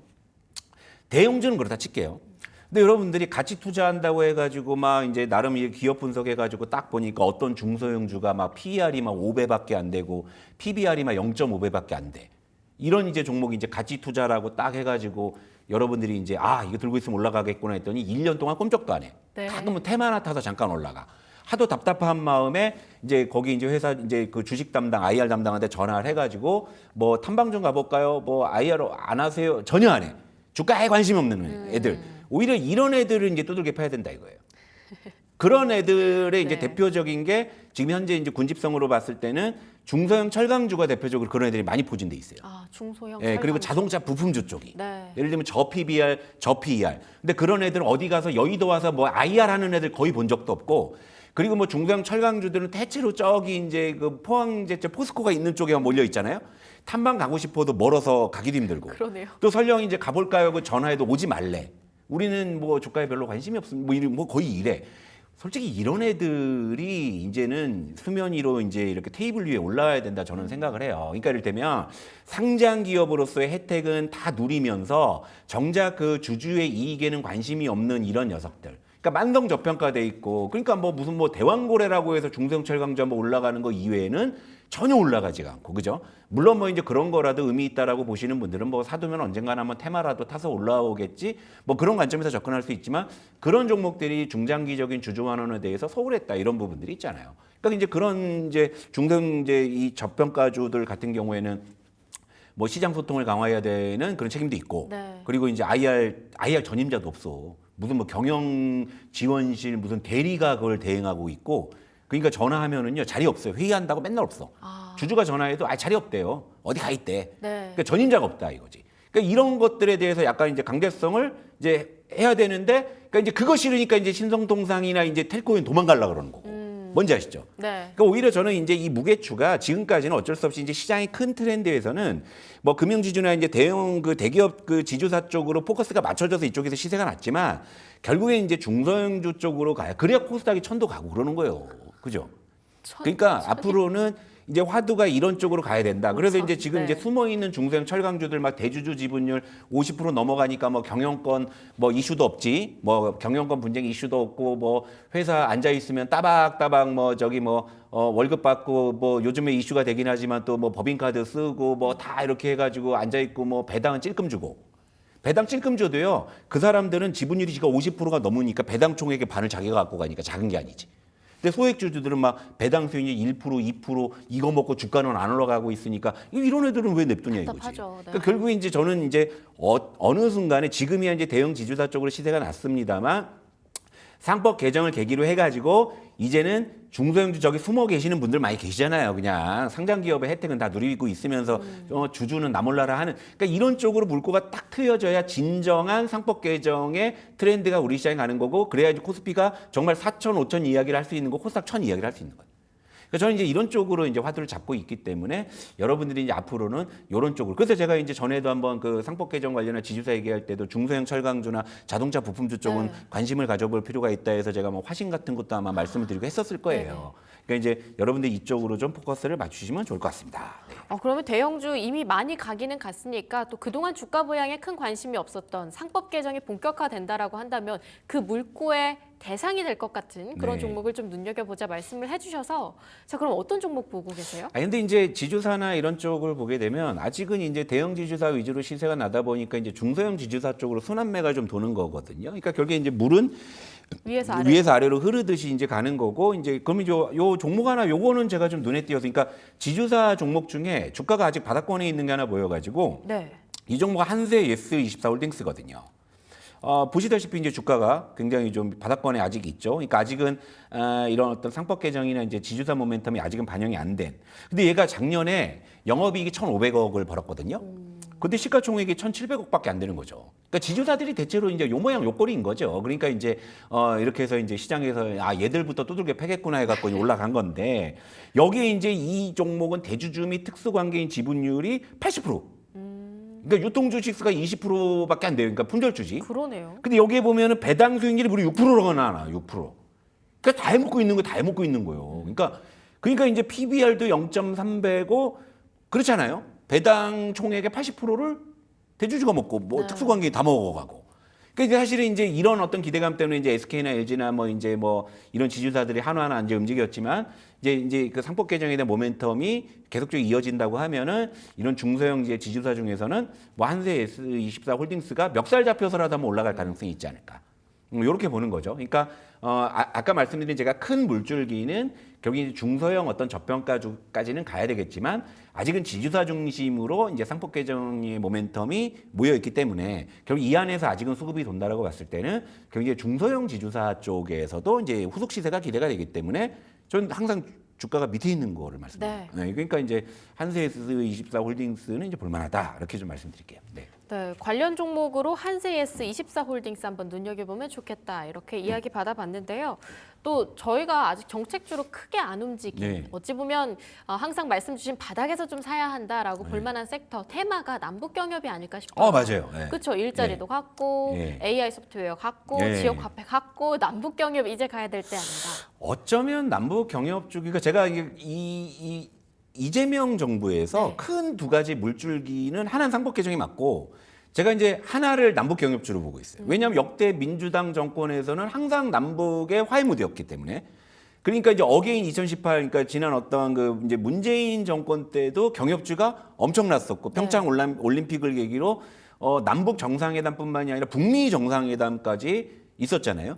그리고 나서 이제 최근에 보게 되니까 아직은 이제 큰 제목은 이제 상법 개정이나 지주사나 이런 쪽으로 걸려 있고 경협주는 거기에 비해서 좀 이제 덩치가 좀 작으니까 아직은 관심도가 크게 높지는 않지만 보시게 되면 이미 이제 시세가 나기 시작했다. 보시면 위의 종목은 이제 JST나 로만선 그 김연아 씨가 예전에 목걸이 선전하고 이제 그 JST나 최근에 엄청 급등했죠. 이게. 그러네요. 네, 그리고 갭상까지 했네요. 밑에는 좋은 사람들, 그 팬티 만드는 회사 있잖아요. 팬티 만드는 회사, 좋은 사람들. 이 두 종목의 공통점은 뭐냐면 개성공단 관련주다. 개성공단 관련주. 그러니까 물론 이제 앞으로 이제 뭐 남북 화해 무드가 이제 어디까지 갈지는 모르겠습니다만은 네. 일단은 이제 경협주 중에서 가장 최근에 발군의 시세를 내고 있는 섹터는 이 개성공단 쪽. 그리고 제가 대선 전에도 제가 경협주는 신원 같은 거 말씀드렸어요, 그죠? 맞아요. 맞아요. 그래서 신원 잘 올라왔잖아요, 그죠? 엄청 올라갔었죠. 근데 요즘에 이제 신원을 이제 추월해서 이제 이런 친구들이 올라오는 걸 보면 시장에서 뭔가 이제 좀 기노브로 보는 사람들은 이제 경협주에 대한 이제 이런 어떤 시각을 미리 이제 좀 주가에 반영을 하고 있다 이렇게 볼 수 있는 거죠. 이거 월봉으로 한번 볼까요? 예를 들면 좋은 사람 아니 잠깐만요. 이 월봉으로 월봉을 다시 한번 봐드릴게요. 네, 월봉으로. 신원의 후발주자 어찌 보면 지금도 올라갈 수 예. 있는 게 개성공단 이게 관련주다. 좋은 사람들의 월봉을 한번 보시게 되면은요. 아이고, 엄청 많이 빠졌네요. 예, 요게 2018년 요때였거든요. 우와. 요때 좋은 사람들이 주가가 얼마였냐면 요때 2,000원대에서 13,000원까지 올라가니까 이게 7배가 나. 이거 심지어 10배 넘게 간 종목들. 그러니까 이거를 이제 캐치하신 분들, 그때의 기억을 떠올리시는 분들은 네. 이번 정권에서 무조건 남북 정상회담 한다. 네. 그러니까 이런 게 이제 지금 여기 주가에 이제 이렇게 반영이 되고 있다라고 볼 수가 있는 거죠. 그러니까 제가 봐도 이제 신정부 출범한 지가 뭐 아직 열흘도 안 됐죠. 한 일주일 됐죠. 일주일 되다 보니까 아무래도 이제 우선순위를 두면서 이제 그런 것들을 하나둘 이제 해결해 나가고 있는 건데 지금 이제 당장에는 뭐 이제 뭐 남북 대화나 이런 부분들이 지금 당장에는 뭐 이제 우선순위는 아닌 거죠. 그러다 보니까 아직은 이제 이게 수면 밑에 이제 가라 있는 건데 뭐 이를테면 이제 이런 거 있죠. 어느 날 갑자기 뜬금없이 남북 한라인 복원. 뭐 이런 식의 그죠? 네. 뭐 이런 식의 뭐 이제 얘기라든지 뭐 아니면은 이제 뭐 실무자 협의 뭐 이제 재개 뭐 이런 식의죠. 이런 것들이 이제 만약에 등장한다 그러면 그때 이 가격에 이제 경유를 못 사는 거지. 날아가죠. 예, 그러니까 이제 이런 거를 가지고 이제 미리 이제 캐치를 해가지고 그런 이제 수급들이 이제 들어오고 있다 이렇게 보시면 될 것 같습니다. 네. 어게인 2018년도 다시 네. 볼 수 있을지 7배면 사실상 거의 10배거잖아요. 그렇죠. 7배건데. 네. 그럼 투자 전략 한번 받아볼게요. 어떻게 바라봐야 할까요? 그 요거를 그래서 경협주는 시나리오별로 좀 전략을 미리 우리가 갖고 계시자 이거죠. 그러니까 네네. 뭐 제가 항상 전 계획적인 놈이니까 여러분들께 항상 선택지를 많이 드리잖아요. 그러니까 이제 이렇게 볼 수 있겠죠. 그러니까 남북 직접 대화 수준에서 갈 것이냐, 아니면 이제 2018년처럼 정말 이게 북미 대화까지로 이어질 것이냐. 그러니까 사실 그때는 이제 북미 대화까지 이어졌기 때문에 대시세가 이제 난 거였죠. 네. 그럼 이제 이렇게 보시자고요. 그러니까 지금 사실 개성공단주가 가장 먼저 튄 것은 저도 이해가 돼요. 왜냐하면 일단 남북 직접 대화가 먼저겠죠. 물론 이제 뭐 그 중간에 트럼프가 또 끼어 들어갔고 이제 뭐 김정은은 나의 좋은 친구 뭐 이럴 수 있지만 네. 어쨌건 이제 지금 이제 Good 정권이 friend. 바뀌었기 때문에 그렇다 보면은 사실은 이제 이게 어떻게 봐야 되냐, 경협주는 유엔 제재 범위 안에 있느냐 아니면 밖에 있느냐예요. 그러니까 이제 우리끼리만 결정해서 할 수 있는 것들이 있고, 아니면 이제 유엔 그 제재가 완화돼야지 할 수 있는 부분들이 있어요. 그러니까 예를 들면 개성공단이나 금강산 관광 같은 경우에는 남북 간의 협의만으로도 이제 재개될 수 있는 부분이기 때문에 어떻게 보면 가장 빠른 수혜가 예상이 된다 해서, 그래서 사실은 개성공단이 먼저 움직였는지도 몰라요. 지금 상황이, 그죠? 그러니까 그런 증거가 되잖아요. 그죠? 이렇게 볼 수가 있죠. 그러니까 유엔 제재의 범위 밖에서 할 수 있는 것들이 먼저 움직이니까 이제 개성공단이 먼저 튄 거고, 그다음에 이제 뭐 금강산 관광 이런 쪽이 움직이는 것 같습니다. 그런데 여기서 이제 관심 종목 보면은 이제 제가 이제 이전에 말씀드렸던 뭐 신원, 아니면 뭐 제형 솔루텍, 아니면 이제 아난티, 뭐 모나용평 이런 쪽이 이제 개성공단과 이제 금강산 요쪽에 이제 관련한 종목으로 볼 수 있겠고, 그리고 이게 이제 북미 대화로까지 이제 확대가 된다고 하면 종전선언이 화두에 올랐잖아요. 네. 종전선언이 화두에 오르게 된다면 유엔 제재는 이제 완화될 것이고, 그렇다면 이제 본격적인 경협이 일어날 수 있는 부분이죠. 그럼 대표적으로 거론된 게 철도. 그죠? 철도는 우리끼리만은 안 돼요. 그러니까 그 이제 2018년도에도 뭐 철도 합의 뭐 이렇게 미리 해가지고 이제 뭐 실측 계측하고 뭐 이런 건 했죠. 근데 실제로 이제 철도를 뭐 놓는 뭐 이런 부분에 대해서는 이제 종전선언이나 이런 부분들이 이제 선행이 돼야 되기 때문에 거기까지 못 갔거든요. 네. 하지만 이제 기대감은 가져볼 수 있잖아요. 그러니까 이럴 때는 뭐 철도나 뭐 비료나 뭐 의약품이나 아니면 이제 건설, 그죠? 뭐 그래서 뭐 건설주가 움직일 수도 있고, 아니 건설 기계나 이런 기계 장비 쪽이 움직일 수도 있고. 하지만 이제 여기서 이제 건설 쪽은 여러분들께서 조금 이제 주의하셔야 될 게 뭐냐면, 예전에는 이제 그 경협주로 분류됐던 건설 장비나 건설 기계 쪽 애들이 얼마 전까지만 해도 이제 경협주는 별로 먹을 게 없으니까 저기 우크라이나 재건에 슬쩍 묻어가지고 시세난 애들이 좀 있어요. 맞아요. 예, 그러니까 이제 그런 애들은 지금은 좀 이제 후순위로 밀어놔야지. 왜냐하면 얼굴색을 싹 바꿔갖고 뻔뻔스럽게 이제 우크라이나로 해먹을 거 다 해먹고서 경협으로 이렇게 수급이 그렇게 쉽진 않아요. 네. 그러니까 지금은 제가 말씀드린 것처럼 남북 직접 대화 쪽에서 먼저 좀 우리가 포커스를 맞추고, 그러니까 개성공단 쪽도 아까 말씀드린 뭐 JST나 이 좋은 사람들이 이 유독 좀 질주한 거지, 뭐 제형 솔루텍이나 아니면 이제 기타 좀 개성공단 관련한 신원도 최근에는 주가가 좀 이제 숨고르기를 하고 있는 네. 이런 쪽이니까 이제 그런 쪽에서 좀 기회를 보시면 될 것 같고, 이러면서 아까 말씀드린 대로 속보, 뭐 남북 한라인 복원, 아니면 뭐 트럼프 이제 김정은 만나자 이렇게 하면 이제 그때 이제 북미 대화 쪽으로 이제 모멘텀이 확산될 수가 있기 때문에 가격들이 아직 좋거든요, 아직은. 근데 저기 예. 있는 저 현대로템하고 현대건설은 예. 사실 현대로템은 방산으로 이미 많이 그렇죠. 움직였고 예. 현대건설은 원전 그리고 태양광까지 겹쳐지면서 이미 움직였는데 그렇죠. 저 종목들도 살짝 후발주자라고 봐야 할까요? 지금은 이제 다른 모멘텀으로 올랐으니까 아까 말씀드린 그 우크라이나 재건으로 다르게 묻어서 간 봐야 돼요? 애들이랑 비슷한 거예요. 그쵸. 현대로템도 이제 방산 모멘텀으로 막 이렇게 올라가고 있는데 갑자기 이제 뭐 남북 대화, 북미 대화 한다고 현대로템이 하고 빼꼼 이러지는 못할 거예요. 왜냐 수급의 논리가 그렇습니다. 수급의 논리가. 그러니까 어쨌건 이제 그런 종목들은 수급의 논리가 바뀔 때까지는 시간이 걸 수 있지만 네. 뭐로 그런 애들을 또 옥석 골라. 그죠? 예. 바닥에서 군집성을 제가 많이 말씀드리잖아요. 그러니까 지금은 경협주도 물론 이제 현대 엘리베이나 대하 TI 같은 경우는 뭐 실적으로 올라오긴 했습니다만은 뭐 특별히 어떤 내러티브가 크게 반영된 건 아니었기 때문에 뭐 그런 쪽은 좀 주가 레벨이 있어도 뭐 경협주로 좀 붙을 수도 있겠습니다만, 또 그거 아니더라도 아직은 가격이 아주 좋은 구간에 있는 경협주는 아직 꽤 많이 있어요. 꽤 많이 있기 때문에 이런 쪽은 여러분들께서 미리 좀 공부를 해두셔도 충분히 좋지 않을까. 왜냐하면 내가 바닥에, 그러니까 테마주 급등이 별게 아니라고 제가 몇 번 얘기해요. 바닥에서 내가 사면 급등했을 때 내가 그게 바닥에서 테마주. 샀는데 그게 테마주 타면은 그게 네. 테마주고요. 그게 급등하면은 그게 급등주. 그게 급등주, 그죠? 그렇게 생각하시면 되는 거지. 그러니까 경협주는 저는 분명히 시장의 어떤 중심 테마로 올라올 때가 분명히 있을 건데 그게 언제냐의 문제인 거죠. 하지만 지금은 너무나 좋은 가격이기 때문에 관심 있게 볼 필요는 있다. 이렇게 좀 말씀을 좀 드리고 싶습니다. 네. 그러면 저기 올라와 있는 종목들 중에서라도요. 딱 한 종목만이라도 개인적으로 받아볼 수는 없을까요? 잠깐만. 이거 즉석으로 가야 되겠다. JITI 여기까지만 같은 하고 좀 경우는 보내주시지. 실적 있다고 하셨고 현대 엘리베이도 실적에 대한 모멘텀으로 올랐다고 말씀 자, 주셨잖아요. 오늘 그러니까 예를 들면 오늘 큰 두 개의 물줄기가 상법 개정하고요. 예. 그다음에 경협이에요. 그러면 그 두 가지 모멘텀을 다 같이 갖고 있으면서 주가가 좀 바닥에 있는 게 하나 있습니다. 요거 한번 좀 보여드리고 갈게요. 그러면 이거 숨겨놓은 건데. 요건 TP라는 종목인데요. 예. 그러니까 태평양물산이라는 종목 여러분들이 좀 들어보셨을 거예요. 그게 이제 사명을 변경했어요. 그러니까 안 바꾸니만 못하는 것 같은데 TP인데 이 친구는 작년에 영업이익 500억이 나왔는데 이제 시가총액이 1000억이 채 안 됩니다. 네. PBR도 뭐 지금 0.3배 정도이기 때문에 상법 개정으로 좀 두들겨 맞을 개연성이 충분히 높죠. 그리고 이제 이 태평양물산 TP 이 종목은 또 되게 재밌는 게 뭐냐면 개성공단의 토지 이용권을 갖고 있습니다. 그래서 개성공단 테마이기도 해요. 그런데 네. 주가는 이제 바닥에 있죠.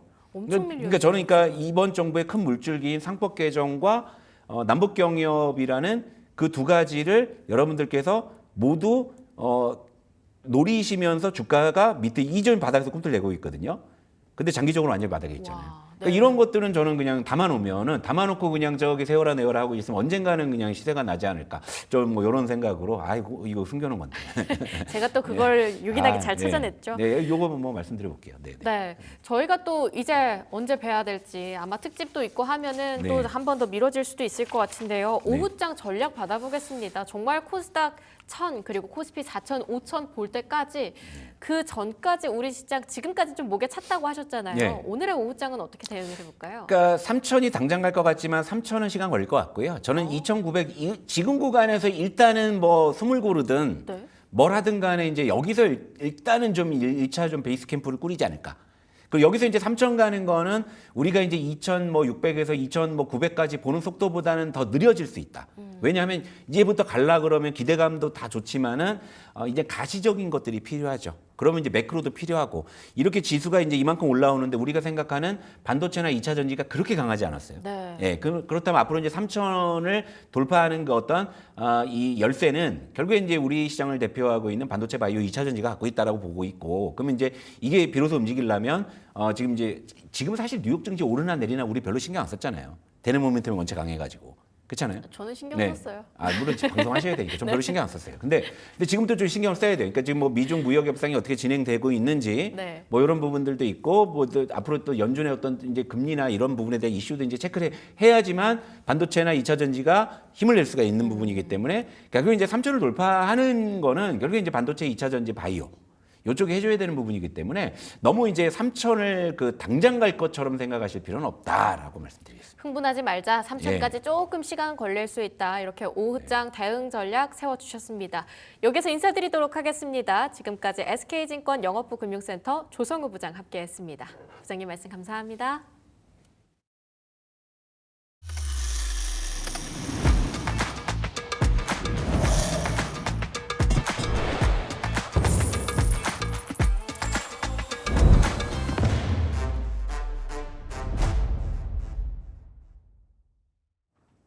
네, 개장 후 2시간 지나가고 있습니다. 시장 상황 함께 체크해 보도록 하겠습니다.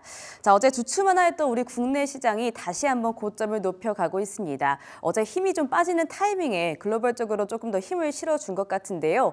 지금 미중 협상이 진행이 되고 있죠. 그런데 굉장히 순항 중이다라는 긍정적인 이야기들이 나오고 있습니다. 그러면서 우리 증시 6거래일째 상승폭을 키워나가고 있습니다. 지수 한번 체크해 보도록 하겠습니다. 자, 코스피 지수 이제 3년 5개월 만에 2,900선을 장중에 터치하는 모습을 보여줬습니다. 현 구간에서는 소폭 빠지면서 2,892선 지나가고 있고요. 0.72% 상승하고 있는데요. 자, 코스피 시장의 분위기가 또 상당히 좋게 흘러가고 있죠. 2,900선을 터치한 만큼 오후장에 이 고점을 다시 한번 높여가면서 2,900선을 다시 한번 넘어설 수 있을지 주시를 해보시면 좋겠고요. 자, 지금 코스닥의 힘이 조금 더 강한 모습이 나타나고 있습니다. 이제 코스피와 코스닥의 키 맞추기 장세가 나타날 것인지 지금 코스닥 안에서 대형주 위주로 전반적으로 거의 다 빨간불을 켜고 있는 상황이라서 코스닥 안에서의 옥석 가리기가 굉장히 중요할 것 같고요. 782선 터치하면서 1.49% 상승하고 있습니다. 자, 그럼 수급도 함께 확인해 보실까요? 자, 오늘도 외국인이 유입이 되고 있습니다. 그 규모는 다소 많이 줄어들었지만 그래도 이 유입의 흐름이 계속 이어지고 있다는 점에 점수를 줄 수 있겠죠. 자, 오늘은 그리고 기관과 함께 쌍끌이 매수세가 나타나고 있다는 점이 또 고무적이겠습니다. 외국인이 637억 원 정도 담아주고 있고요. 코스닥 안에서 조금 더 많이 또 들어오고 있습니다. 833억 원 정도 들어옵니다. 자, 반면에 코스피, 코스닥, 선물시장 모두 개인들은 이 매물을 좀 덜어내고 있는 모습들 나타나고 있고요. 선물시장 안에서는 외국인이 1,800억 원가량 담아주고 있습니다. 자, 그럼 코스피 시가총액 상위 종목단부터 체크해 보도록 하겠습니다. 자, 어제는 숨고르기 장세가 나타났었던 반도체 종목들이었는데요. 오늘은 삼성전자, SK하이닉스 같이 반도체 투톱을 대두로 해서 반도체 그리고 HBM 관련주들이 모두 다 상승세를 좀 전반적으로 나타내주고 있습니다. 자, 오늘 삼성전자가 1% 넘게 또 장 초반에 상승을 해주기도 했는데 좀 소폭 빠졌고요. 6만 전자는 다시 한번 탈환하지 못한 상태입니다. 59,600원에서 강보합권 지나가고 있는 삼성전자고요. SK하이닉스는 또 힘이 또 대단하죠. 3.58% 상승폭을 조금씩 더 키워나가고 있습니다. 이 미중 협상 기대감에 반도체 단이 또 힘을 받고 있는 건데요. 특히 협상 안에 반도체 수출 통제 조치가 완화가 됐을 것이다라는 전망들이 좀 나오고 있습니다. 이 같은 기대감이 훈풍이 돌고 있는 반도체 투톱 3.47% 확인해 보시면 좋겠고요. 최근에 우리 증시 그리고 글로벌적으로도 굉장히 상황이 나쁘지가 않으면서 전반적으로 안 오른 섹터가 없다라는 평가를 받고 있지만 제약바이오는 비교적 조금 지지부진한 흐름들을 나타내고 있습니다. 모든 대장주들이 많이 오르고 있는 가운데 삼성바이오로직스는 보합권 오늘도 지나가고 있고요. LG에너지솔루션 2차전지도 다시 한번 반등폭을 조금씩 키워나갑니다. 자, 그리고 어제 이 코스피 시총 상위 종목단 안에서 가장 크게 올랐던 종목이 또 방산, 하나에어로스페이스가 되겠는데요. 이 오스탈의 지분 인수 소식에 하나에어로스페이스가 최고가를 또 경신을 했었죠. 어제 굉장히 높은 가격을 터치하고 오늘은 또 다시 한번 조정을 좀 받는 모습들이 나타나고 있습니다. 현재 2% 정도 빠지고 있는데요. 지금 미국 승인을 받았고 호주 승인만 남았다라고 하죠. 방산주에 대한 기대감도 계속해서 유입이 되고 있으니까요. 오늘 조정의 구간을 한번 생각해 보시면 좋을 것 같습니다. 자, 뒤를 이어서 6위부터 10위도 함께 체크해 보실까요?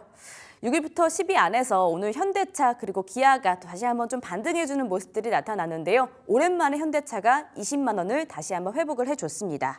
지금 현대차가 히토류 재고를 갖고 있어서 중국의 수출 제한으로 인한 단기적인 영향은 없을 것이다라는 외신 보도가 나왔습니다. 그러면서 현대차와 기아 함께 1% 넘는 상승세 다시 한번 보여주고 있고요. KB금융 그간의 상승 랠리를 지속했는데 오늘은 쉬어갑니다. 2.34% 그리고 조선주, HD, 현대중공업 도 현 구간에서는 1.52% 하락하고 있습니다. 자, 뒤를 이어서 코스닥 시총 상위 종목단도 함께 체크해 보도록 하겠습니다. 자, 오늘 코스피보다 좀 더 강한 힘을 갖고 있는 코스닥 분위기가 상당히 좋은데요. 빨간불을 안 켠 시총 1위부터 10위 종목이 없습니다. 자, 보시다시피 알테오젠이 지금 40만 원을 다시 한번 돌파를 했는데요. 3월 19일에 40만 원 단위 위에서 가격을 형성을 하다가 지금 3개월 만에 다시 한번 회복해 줬습니다. 지금 이 심리 개시 결정, PGR 심리 개시 결정 이후에 긍정적인 흐름들이 계속해서 나타나고 있는데요. 3거래일 연속 상승 중이죠. 자, 그리고 에코프로 BM 그리고 에코프로 이 2차 전지단도 오늘 이 코스닥의 훈풍에 이어서 반등해주고 있고요. HLB도 조금 미미하긴 하지만 1% 다시 한번 반등해 줍니다. 하지만 HLB 같은 경우에는 FDA 승인 결과가 나오기 전까지는 굵직한 호재들이 나타나지 않을 것으로 보여서요. 아무래도 횡보세가 지속되고 있고요. 국내 로보틱스 1위 종목인 레인보우 로보틱스도 1.42% 상승하면서 28만 6천 원 터치하고 있습니다. 자, 뒤를 이어서 6위부터 10위도 한번 살펴보실까요? 자, 이 안에서도 굉장히 긍정적인 흐름들이 나타나고 있죠. 증권가들이 이제 목표 주가 50만 원을 넘어서 60만 원 이상으로 책정하고 있는 파마 리서치 보합권이긴 하지만 그래도 장중에 빨간불을 좀 더 많이 켰었습니다. 자, 그리고 펩트론이 계속해서 반등을 해주고 있는데요. 이 카무루스와 이 일라릴리가 기술 계약을 체결하면서 하한가까지 내려갔었던 펩트론이 지금 다시 한번 반등을 해주고 있습니다. 어제 20% 2% 정도 급등세를 보였고요. 오늘도 추가적으로 2.39% 상승을 했는데요. 한가 전의 가격이 23만 원대였습니다. 지금 19만 7,100원 선 20만 원을 코앞에 두고 있죠. 하한가 직전의 가격을 빠른 시일 안에 회복을 할 수 있을지 체크를 해보시면 좋겠고요. 지금 휴젤 그리고 리가켄바이오, AB의 바이오 역시 크게는 2% 그리고 3% 가까이 오늘 또 상승해주고 있습니다. 자, 그럼 오전장 특징 섹터도 함께 체크해 보겠습니다. 자, 오늘도 신재생 에너지들 관련주들이 굉장히 또 분위기가 좋은데요. 풍력도 잘 가고 있지만 태양광 쪽을 조금 더 주시해 보셔도 좋을 것 같습니다. 지금 중국이 동남아시아 4개국으로 통해서 미국으로 값싼 태양광 패널을 덤핑하던 행위가 강력한 제재로 또 막히게 됐다라는 긍정적인 이슈가 나왔는데요. 지금 미국 국제무역위원회가 말레이시아, 베트남, 태국, 캄보디아산 태양전지와 패널에 최대 3,500%의 관세를 부과한다라는 보도가 나왔습니다. 사실 1년 전부터 이 미국 태양광 제조 무역연합이 중국 태양광 회사들이 기존 태양광 관세를 회피하기 위해서 동남아시아에서 패널과 이 셀을 수출하고 있다고 제기를 하면서 1년 동안 조사가 진행이 되고 있었는데요. 이 3,500%의 이 총 관세 동남아시아 국가별로 차등 부과가 된다라고 하고요. 가장 강력한 제재를 받은 곳은 캄보디아입니다. 자, 이렇게 중국의 태양광 패널에 덤핑이 막히게 되면서 우리나라 태양광 기업들의 반사 이익이 기대감이 좀 유입이 되고 있습니다. 자, 더불어서 지금 일론 머스크도 태양광을 옹호하는 게시글을 올렸었죠. 지금 새 정부가 신재생 에너지 쪽으로 굉장히 또 추진을 하고 있는 것도 아마 알고 계실 겁니다. 햇빛 연금 같은 공약들이 계속해서 이야기가 나오고 있는데요. 지금 내부적으로도 태양광에 대한 기대감이 가득한데 지금 중국의 이 덤핑이 막혔다라는 긍정적인 이슈에 오늘 태양광 관련주들 또 한번 상승세 나타내고 있습니다. 자, 뒤로 이어서 사실 신재생 에너지가 가면 좀 조정을 받던 원전주도 오늘 함께 간다라는 점도 체크를 해보시면 좋겠습니다. 지난달에 이 트럼프 대통령이 2050년까지 원자력 발전 용량을 100기가와트에서 400기가와트로 올리고 신규 원자료 인허가로 18개월로 단축하는 행정명령을 발표를 했었죠. 지금 미국이 2030년까지 신규 원전 10기를 착공한다라는 계획이 공식화가 되면서 K원전이 대표적인 또 수출 효자 산업이 될 수 있겠다라는 기대감이 오늘도 좀 들어오고 있습니다. 지금 SMR 상용화 시기도 멀지 않았다라는 전망들이 나오고 있는데요. 올 초 한국과 미국이 원전 협력 MOU를 체결했던 부분도 다시 한번 좀 드러나고 있겠고요. 이번에 한수원이 체코 신규 원전 2기 굉장히 잡음이 많았지만 결국에는 이 사업 수주를 가져간 것도 우리나라의 기술력을 입증한 또 부분이 되겠습니다.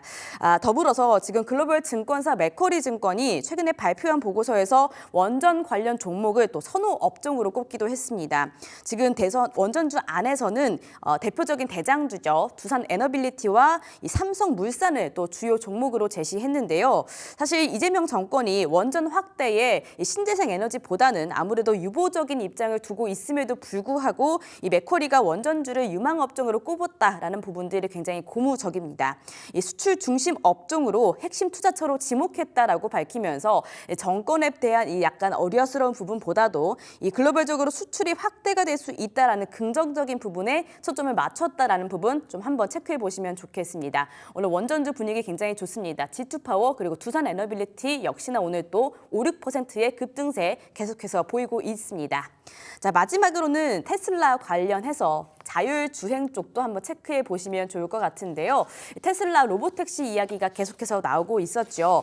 사실 그런데 우리 시장에서는 이 자율주행에 대한 기대감들이 좀 유입이 안 되고 있었습니다. 근데 오늘만큼은 자율주행 관련주들이 좀 부각을 받고 있는 모습들이 나타나고 있는데요. 이 블룸버그 통신에 따르면 현지 시간으로 오는 12일에 또 시작을 한다라는 이야기가 나왔습니다.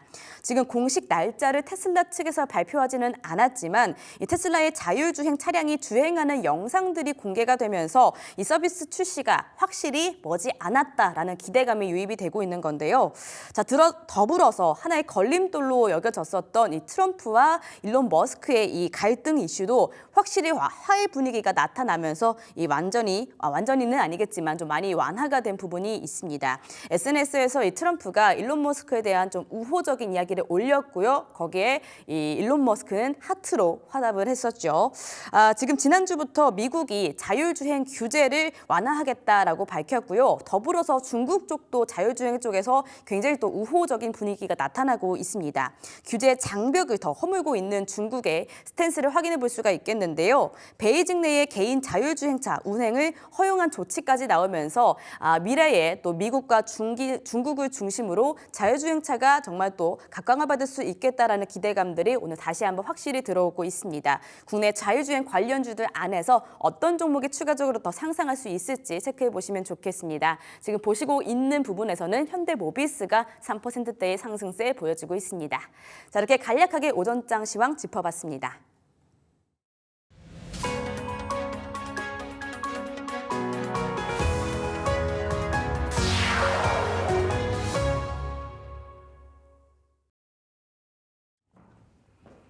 오늘 시장에서 챙겨봐야 할 이슈들 함께 풀어보도록 하겠습니다. 이슈 플러스 오늘도 3가지 키워드 준비해봤는데요. 화면 통해서 함께 만나보시죠. 오늘 3가지 키워드 준비되어 있습니다. 우선 첫 번째로 이재명 정부가 새롭게 출범을 한 지 오늘로써 일주일이 됐는데 금융지주 안에서 여러 가지 이야기가 들리고 있다고 합니다. 분위기 한번 파악해 보도록 하고요. 토스뱅크의 1분기 성적표, 거기에서 좀 저희가 눈여겨봐야 할 리스크는 없는지 챙겨보겠습니다. 마지막으로는 대선 TV토론에서도 이야기가 나왔었던 배드뱅크 이야기 한번 짚어보도록 하겠습니다. 자, 인사드리도록 하겠습니다. 오늘 보도국 김병주 기자 함께하고 있습니다. 기자님 안녕하세요. 네, 안녕하세요. 네, 첫 번째 소식 바로 출발을 해보도록 할 텐데요. 우선은 관치재현 금융지주 회장에 대해서 정부의 개입이 있진 않을까 이런 미묘한 분위기가 좀 들려오고 있습니다. 일부 금융지주사 회장들을 사이로 새롭게 금융권 내에서 여러 가지 논란이 휘돌고 있다고요? 네, 맞습니다. 바로 지난 정권에서 불거졌던 소위 인사 관치 개입, 즉 금융당국의 직간접적인 인사 개입이 또 한 번 재현되지 않을까 우려하는 목소리가 나오고 있습니다. 실제로 이재명 정권이 출범한 가운데 내년 임기 종료를 앞둔 국내 금융지주사 회장의 향후 거취가 벌써부터 초미의 관심사로 떠오르고 있는데요. 당장 올해 말부터 일부 금융지주사는 차기 회장 선정을 위한 절차에 돌입을 해야 합니다. 그런 까닭에 벌써부터 업권 안팎에서는 전 정권에서 논란이 된 소위 관치 인사 기조가 재현되지 않을까라는 우려가 있는 것도 사실인데요. 일단 아직까지는 업계 안팎에서 과거와 같은 수준의 노골적인 인사 개입은 크지 않을 것이라는 전망이 우세합니다.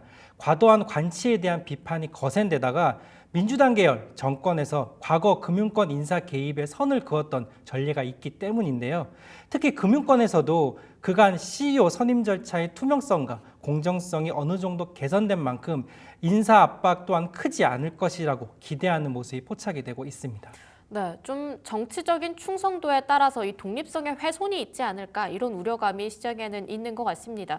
그럼 좀 주목할 만한 게 당장 올해 말에 좀 임기가 끝나는 금융지주사 회장은 어디에 있는지 좀 많은 투자자분들이 눈여겨보실 것 같은데요. 네, 맞습니다. 일단 말씀 주신 대로 국내 5대 금융지주사 가운데 임기 종료를 맞이하는 금융지주사 회장은 바로 진옥동 신한금융회장 그리고 임종용 우리금융회장입니다. 두 사람 임기는 내년 3월 말 종료가 되는데요. 참고로 내년 11월에는 양종희 KB금융지주 회장의 임기 또한 만료가 됩니다. 현재 금융당국의 지배구조 모범 관행에 따르면 금융지주사는 CEO 임기 만료 최소 3개월 전부터 차기 CEO 인사 선임 과정에 돌입을 해야 합니다. 내년 3월에 현직 회장 임기가 끝나는 우리금융과 신한금융의 경우에는 늦어도 올해 12월부터 경영승계 절차에 돌입해야 하는 것이죠. 일단 연임 여부를 가늠할 핵심 지표인 실적 등 성과만 놓고 보면 두 사람 모두 긍정적인 평가를 받고 있습니다. 진 회장의 경우에 매년 역대급 실적을 기록하면서 신한금융, 리딩금융 도전을 견인을 했습니다. 한편 임 회장의 경우에도 각종 금융사고로 도마 위에 오르기는 했지만 안정적으로 조직을 추스르며 사후 조치 혹은 대응에 충실히 했다는 평가를 받고 있습니다. 특히 우리금융의 수건 사업이었죠. 증권, 보험 등 비은행 계열사 인수 합병을 연이어 성장시키면서 종합금융 포트폴리오 완성에 한 발 더 다가서는 모습을 보여주기도 했습니다. 무엇보다 두 사람 모두 이번 임기가 회장 취임 이후 첫 번째 임기라는 점도 이 같은 주장을 뒷받침하는 요인인데요. 다만 만에 하나 이전 정권과 마찬가지로 회장 인사를 둘러싼 금융당국의 입김이 작용할 경우에는 다행히 이 인사 교체도 예상해 볼 수 있다는 분석도 나오고 있긴 합니다. 네, 우선은 KB금융과 우리금융이 조금은 긴장감을 늦추지 못하고 있는 상황이다. 이렇게 이야기를 해주셨는데 금융지주 업권에서 이렇게까지 관치 인사에 민감한 이유에 대해서도 좀 여쭤보도록 하겠습니다. 약간의 트라우마가 있다고 봐야 할까요? 네, 실제로 금융업권 내부에서는 지난 윤석열 정권의 금융당국이 지주사 회장 인사에 직간접적으로 개입했다고 주장하고 있습니다. 지주사 회장의 3연임 등을 셀프 연임으로 규정하면서 사실상 인사 과정에 직접적으로 영향력을 행사했다는 건데요. 실제로 연임이 유력시 됐던 조용병 당시 신한금융지주 회장은 최종 후보 3인의 면접 도중 돌연 후보직 사퇴를 선언하며 연임 의사를 접었고요. 윤종규 전 KB금융지주 회장과 손태승 전 우리금융지주 회장도 금융권 전반의 관치 인사 기조에 사실상 연임을 포기했습니다. 이 같은 흐름은 임기 종료를 앞둔 회장뿐 아니라 현직 회장에게도 예외 없이 적용됐는데요. 대표적으로 이복현 당시 금융감독원장은 손태승 전 회장 관련 부당대출 사고로 내부 통제 이슈에 휩싸인 우리금융을 비판하면서 임종용 회장의 책임론, 나아가 사퇴까지 주장하기도 했습니다. 다만 일각에서는 이재명 정권이 과거 문재인 정권과 마찬가지로 애초부터 인사 무개입 원칙을 강하게 어필할 수 있다는 전망도 나옵니다. 실제 과거 문재인 정권 출범 직후에 청와대에서 주요 금융사의 고위급에게 인사에는 일절 관여하지 않겠다라는 메시지를 전달한 것은 공공한 사실로 알려져 있기도 한데요. 특히 앞서 언급했듯 내년 초 임기가 끝나는 진 회장과 임 회장 모두 이번 임기가 첫 임기입니다. 사실 전 정권에서 회장의 연임이 문제가 된 이유는 지나치게 많은 연임이 지속된다는 금융당국의 인식 때문이었습니다. 실제 관치 논란이 중심에 섰던 조 전 회장과 손 전 회장은 모두 3연임을 앞두고 있었습니다. 이에 대해 금융업권의 한 관계자는 이전 정권과 마찬가지로 상생금융과 관련해 업권에 참여를 목소하는 목소리가 있을 수도 있다며 인사 전반에는 특별한 개입이 없기를 기대한다고 말하기도 했습니다. 네, 어찌 보면 여러 가지 이야기를 해주셨지만 확실히 신정부 출범 이후에 자율경영이 침해되지 않을까 하는 우려감이 상당히 커지고 있다. 이렇게 정리를 해볼 수 있을 것 같습니다. 자, 바로 두 번째 키워드 한번 만나보시죠. 토스뱅크 소식 들고 와 봤는데요. 국내 막내 인터넷 전문 은행이지만 사실상 최근 보여주고 있는 행보는 막내답지 않은 정말 무서운 행보를 보여주고 있습니다. 이번에 1분기 실적을 펼쳐봤을 때 정말 호실적을 달성했지만 여러 가지 지켜봐야 할 재무 주요 건전성 지표라든지요. 약세 흐름도 눈에 띈다고 해서요. 일단 이번 1분기 성적표 어떻게 받아들었는지 그 이야기부터 전해주시죠. 네, 말씀 주신 대로 토스뱅크가 막내 인터넷 전문 은행인데요. 사실 실적은 형님 은행에 뒤처지지 않는 정도의 수준을 보여주고 있습니다. 실제 지난 1분기 실적 결과만 놓고 보면 토스뱅크의 전반적인 수익 지표의 개선세는 올해도 지속이 됐습니다. 실제로 1분기 실적으로 187억 흑자를 기록하면서 7분기 연속 흑자를 기록하기도 했고요. 순이자 마진 같은 주요 수익 지표도 개선되는 흐름이 뚜렷하게 감지가 됐습니다. 특히 인뱅 업계뿐만 아니라 은행 업계 오랜 수건 사업이기도 했던 비이자 수익 개선 부분에서도 유의미한 흐름을 보이기도 했는데요. 실제로 토스뱅크의 1분기 비이자 수익은 372억 원으로 전년 동기 대비 51% 성장한 것으로 집계됐습니다. 이는 높은 MAU, 즉 월간 활성 이용자와 플랫폼 기능 강화로 이뤄진 결과라는 게 토스뱅크 측의 설명입니다. 다만 일각에서는 이 같은 성장성을 지속 가능하게 유지하기 위해서는 건전성 관리가 필요하다고 언급하고 있습니다. 당장의 건전성 수치는 나쁘지 않지만 우려를 자아내는 일부 지표 또한 분명해 보이기 때문입니다. 네, 지금 말씀 주신 것처럼 수익 지표만 봤을 때는 사실 놀라운 성장세를 그려가고 있고 막내지만 막내답지 않은 사실상 형과 같은 그런 모습들을 보여주고 있다라고 하셨잖아요. 여기에서 중요한 건 실적과 달리 약화 악화되고 있는 토스뱅크의 건전성 지표겠습니다. 관련해서도 좀 구체적으로 전해주시죠. 네, 일단 포면적으로 보이는 건전성 지표는 그리 나쁘지 않은 것으로 보이기는 합니다. 연체율은 1.26%로 전년 동기 대비 0.08%포인트 개선이 됐고요. 고정이하 여신, NPL 비율 또한 지난 1분기 0.58%로 전년 동기 대비 절반 가까이 쪼그라들었습니다. 사실 전년 동기와 대비하는 일반적인 건전성 지표 평가 기준을 따른다면 모두 개선된 것으로도 볼 수 있습니다.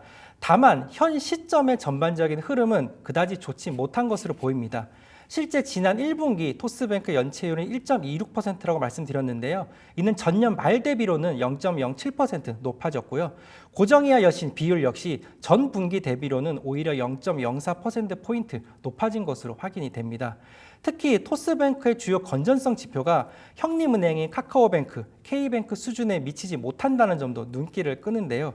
실제 NPL 부분에서 경우 지난 1분기 K뱅크는 0.61%, 카카오뱅크는 0.51%로 집계됐습니다. 이는 0.98%였던 토스뱅크보다 개선된 수치고요. 연체율 또한 K뱅크는 0.66, 카카오뱅크는 0.51%를 기록하며 토스뱅크 대비 우월한 지표를 보여줬습니다. 특히 연체율의 경우 은행권의 여신영업 격전이 벌어지고 있는 기업대출 부분에서 약세가 두드러졌는데요. 지난 1분기 토스뱅크의 기업대출 연체율은 3.33%로 전년 동기 대비 0.26%포인트 상승했고 분기별로 살펴봐도 지난해 3분기 2.64%포인트에서부터 시작해서 올해 1분기까지 약세가 지속이 됐습니다.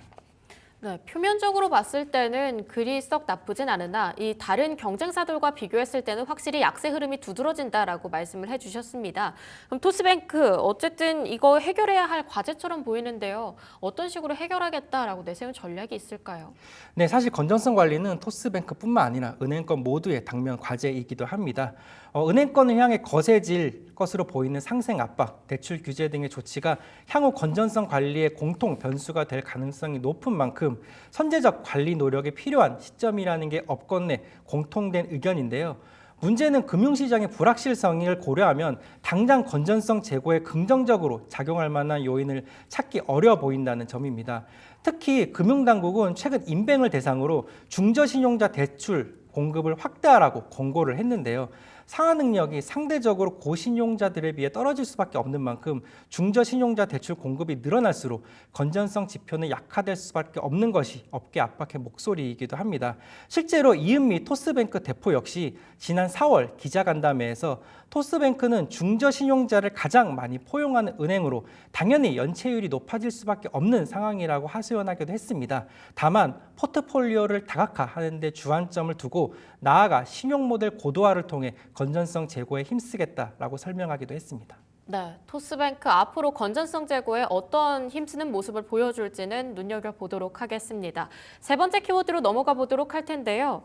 이 은행이 안고 있는 부실 채권을 따로 모아서 처리하는 기관을 두고 배드뱅크라고 이야기를 합니다. 이번 대선 TV 토론회에서도 주요하게 다뤄졌었던 만큼 초미의 관심사로 떠오르고 있기도 한데요.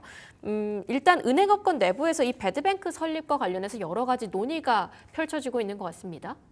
네, 맞습니다. 일단 배드뱅크는 민간 금융사의 장기 소액 연체 채권을 포함한 부실 채권을 매입하고 소각하는 역할을 담당하고 있습니다.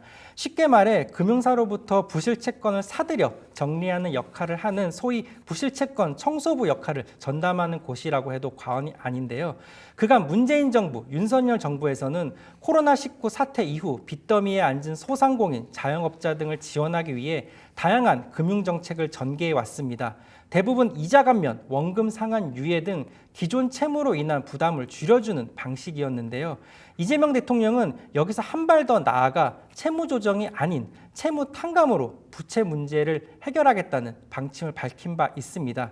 실제 금융당국에 따르면 지난 2020년부터 시작된 코로나19 만기 연장 상환 유예 조치가 여전히 지속되고 있는데요. 당장 올해 9월 말 만기가 도래한 대출 잔액만 48조 원에 육박합니다. 이 같은 부채의 상환을 계속 미루는 것은 결국 폭탄 돌리기에 불과하다는 게 이 대통령의 의중인 듯 보입니다. 상환 연기에 그치는 것이 아니라 아예 일정 요건을 갖춘 장기 소액 연체 대출은 상환을 면제해 줌으로써 재기의 발판을 마련해 주자는 것이죠. 현재 금융당국은 이 대통령이 공약으로 내건 배드뱅크 설립과 관련해 내부 논의를 진행 중인 것으로 전해집니다. 특히 배드뱅크를 통해 채권 소각을 지원하는 대상에 자영업자, 소상공인을 포함시켜 채무 탕감 효과를 체감할 수 있는 범위를 확대하겠다는 것이 정부의 계획인 것으로 보입니다. 예, 경제 안정을 위해서는 필요한 장치이다. 지금 말씀 주신 것처럼 어찌 보면 하나의 부실 채권 청소부라는 키워드를 제시를 해주시기도 했는데 이 금융업권 안에서는 좀 현실적인 부담이 있다. 이런 좀 목소리가 같이 들리고 있는 것 같아요. 네, 맞습니다. 금융업권에서도 이번 당국의 배드뱅크 설립 논의를 예의주시하고 있습니다. 일단 앞서 언급했던 주요 상생 정책과 마찬가지로 설립 취지에는 공감하는 분위기가 읽힙니다.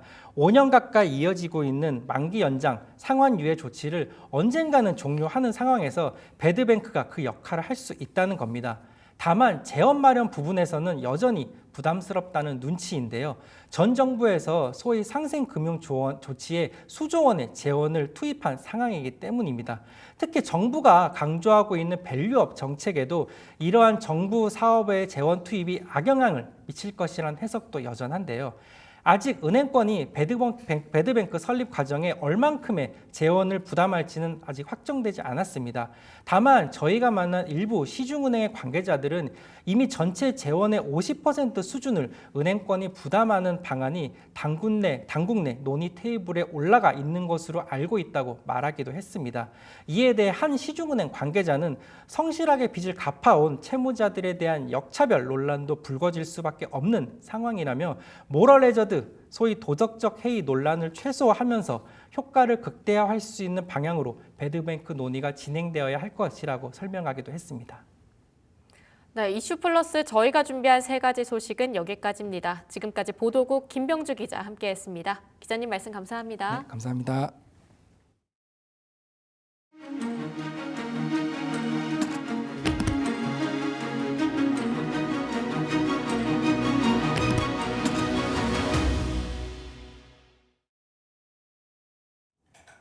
오전장 정리하고 오후장 대응 전략 짜보는 머니체크 시간입니다. 오늘 이 시간에는 디셀트S 강호진 마스터님과 함께 해보겠습니다. 마스터님 안녕하세요. 네, 안녕하세요. 네, 반갑습니다. 자, 어제 좀 주춤하나 이제는 조정이 좀 오나 했는데 이 미중 협상 기대감에 힘입어서 우리 증시 다시 한번 상승해주고 있습니다. 자, 오늘은 코스피보다 코스닥의 힘이 조금 더 강한데요. 오늘 오전장 어떻게 정리해 주실까요? 네, 일단은 고르게 올라가는 국내 증시다라고 좀 볼 수가 있겠습니다. 특히나 이제 말씀하신 대로 오늘은 코스피보다 코스닥이 더 강한 상승 흐름을 좀 보여주고 있는데, 이제 제가 지난 시간에 이제 키 맞추기에 대한 부분을 좀 말씀드린 바가 있습니다. 그래서 잠깐 지금 차트를 한번 보시게 되면은 지금 코스피 같은 경우에는 이미 저점 대비해서 많이 지금 올라오고 이제 2,900선까지 올라가는 모습을 좀 보여주고 있거든요. 그래서 이런 것들만 좀 봤을 때도 코스피가 이미 코스닥보다 더 강한 상승을 좀 보여줬다라는 부분이거든요. 그래서 지금 저점 대비해서 26%의 상승을 좀 보여줬는데, 이제 코스닥 같은 경우에는 오히려 더 약한 모습을 좀 보여줬습니다. 이제 그러다 보니까 지금 코스닥이 더 강하게 상승을 좀 보여주고 있는, 그러니까 즉 코스피의 상승을 좀 따라가는 모습을 좀 보여주고 있다라고 생각을 하시면 될 것 같습니다. 이제 그렇기 때문에 계속해서 이런 키 맞추기 흐름이 좀 나타날 수가 있다라는 부분 기억하시고, 자, 그리고 오늘 같은 경우에 이제 고른 상승을 좀 보여준다라고 말씀을 드렸는데, 지금 보시면은 주도 섹터부터 시작을 해서 각종 테마주들까지도 상승을 좀 보여주고 있습니다. 그래서 쉬어가던 2차 전지주들까지도 올라오고 있고, 제약바이오, 그다음에 반도체까지 강세를 좀 보여주고 있죠. 그래서 지금은 워낙에 시장이 좀 좋기 때문에 사실 어떤 거를 잡아도 좀 수익을 낼 수 있는 그런 시장이라고 좀 보시면 될 것 같고요. 근데 아무래도 이제 많이 올라왔었던 종목군들은 조금 온도차가 있을 수가 있습니다. 그래서 이런 부분에 있어서 제가 지난 4월 시장이 급락이 나왔을 때부터 시장 소외감을 느끼지 않게끔 이제 레버리지를 조금 담아가시는 게 좋다라고 좀 말씀을 드렸는데, 이제 레버리지 같은 경우에도 지금 어느덧 30% 수준까지도 지금 수익권이 올라온 상황입니다. 그래서 제가 항상 말씀드리지만 이런 시장 흐름만 잘 맞춘다라고 하더라도 충분히 우리는 좀 수익을 낼 수 있다. 이렇게 좀 보시면 될 것 같습니다. 자, 그래서 지금 같은 경우에는 덜 오른 종목군들 계속해서 발굴을 해서 순환매를 좀 공략을 해봐야 되는 게 맞을 것 같습니다. 그래서 지금은 수급 자체가 워낙에 좀 좋고 특히나 이제 외국인이 계속적으로 상승을 좀 주도해 나가는 모습을 좀 보여주고 있거든요. 오늘 같은 경우에도 오늘 당일 기준으로 좀 봤을 때도 지금 코스피 시장에서 외국인이 한 700억 정도의 순매수를 좀 보여주고 있는 상황이고 코스닥 같은 경우에도 1,000억 원대 순매수를 좀 보여주고 있습니다. 거기에 더해서 오늘 선물까지도 1,700억 원 정도의 순매수를 좀 보여주게 되면서 계속해서 상승을 좀 주도해 나가는 모습이 확인이 되고 있기 때문에 좀 편안하게 좀 보시면 좋을 것 같습니다. 근데 이제 다만 지금 단기적인 상승이 좀 가파르게 좀 나오기도 했습니다. 게다가 지금 환율 같은 경우에도 지금 1,350원대까지 하락을 하다가 지금 1,370원대까지 잠시 올라온 모습을 좀 보여주거든요.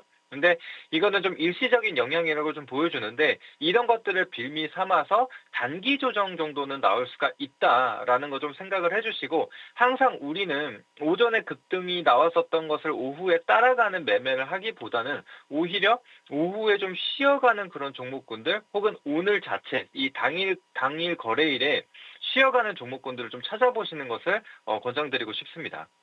네, 오늘 오전장 비교적 좀 덜 오르는 종목들을 한번 대응해 봐라라는 말씀해 주셨습니다. 자, 그럼 오후장 대응 전략도 한번 들어볼 텐데요. 오늘 오전장 장중에 2,900선을 터치하기도 해서 오후장의 고점을 조금 더 올릴 수 있을지 궁금합니다. 오후장의 대응 전략은 어떻게 보고 계실까요? 네, 이제 말씀드린 대로 지금 오후장 같은 경우에는 지금 오늘 장 초반부터 열심히 좀 달려왔기 때문에 일부 차익 실현이 조금은 나올 수가 있습니다.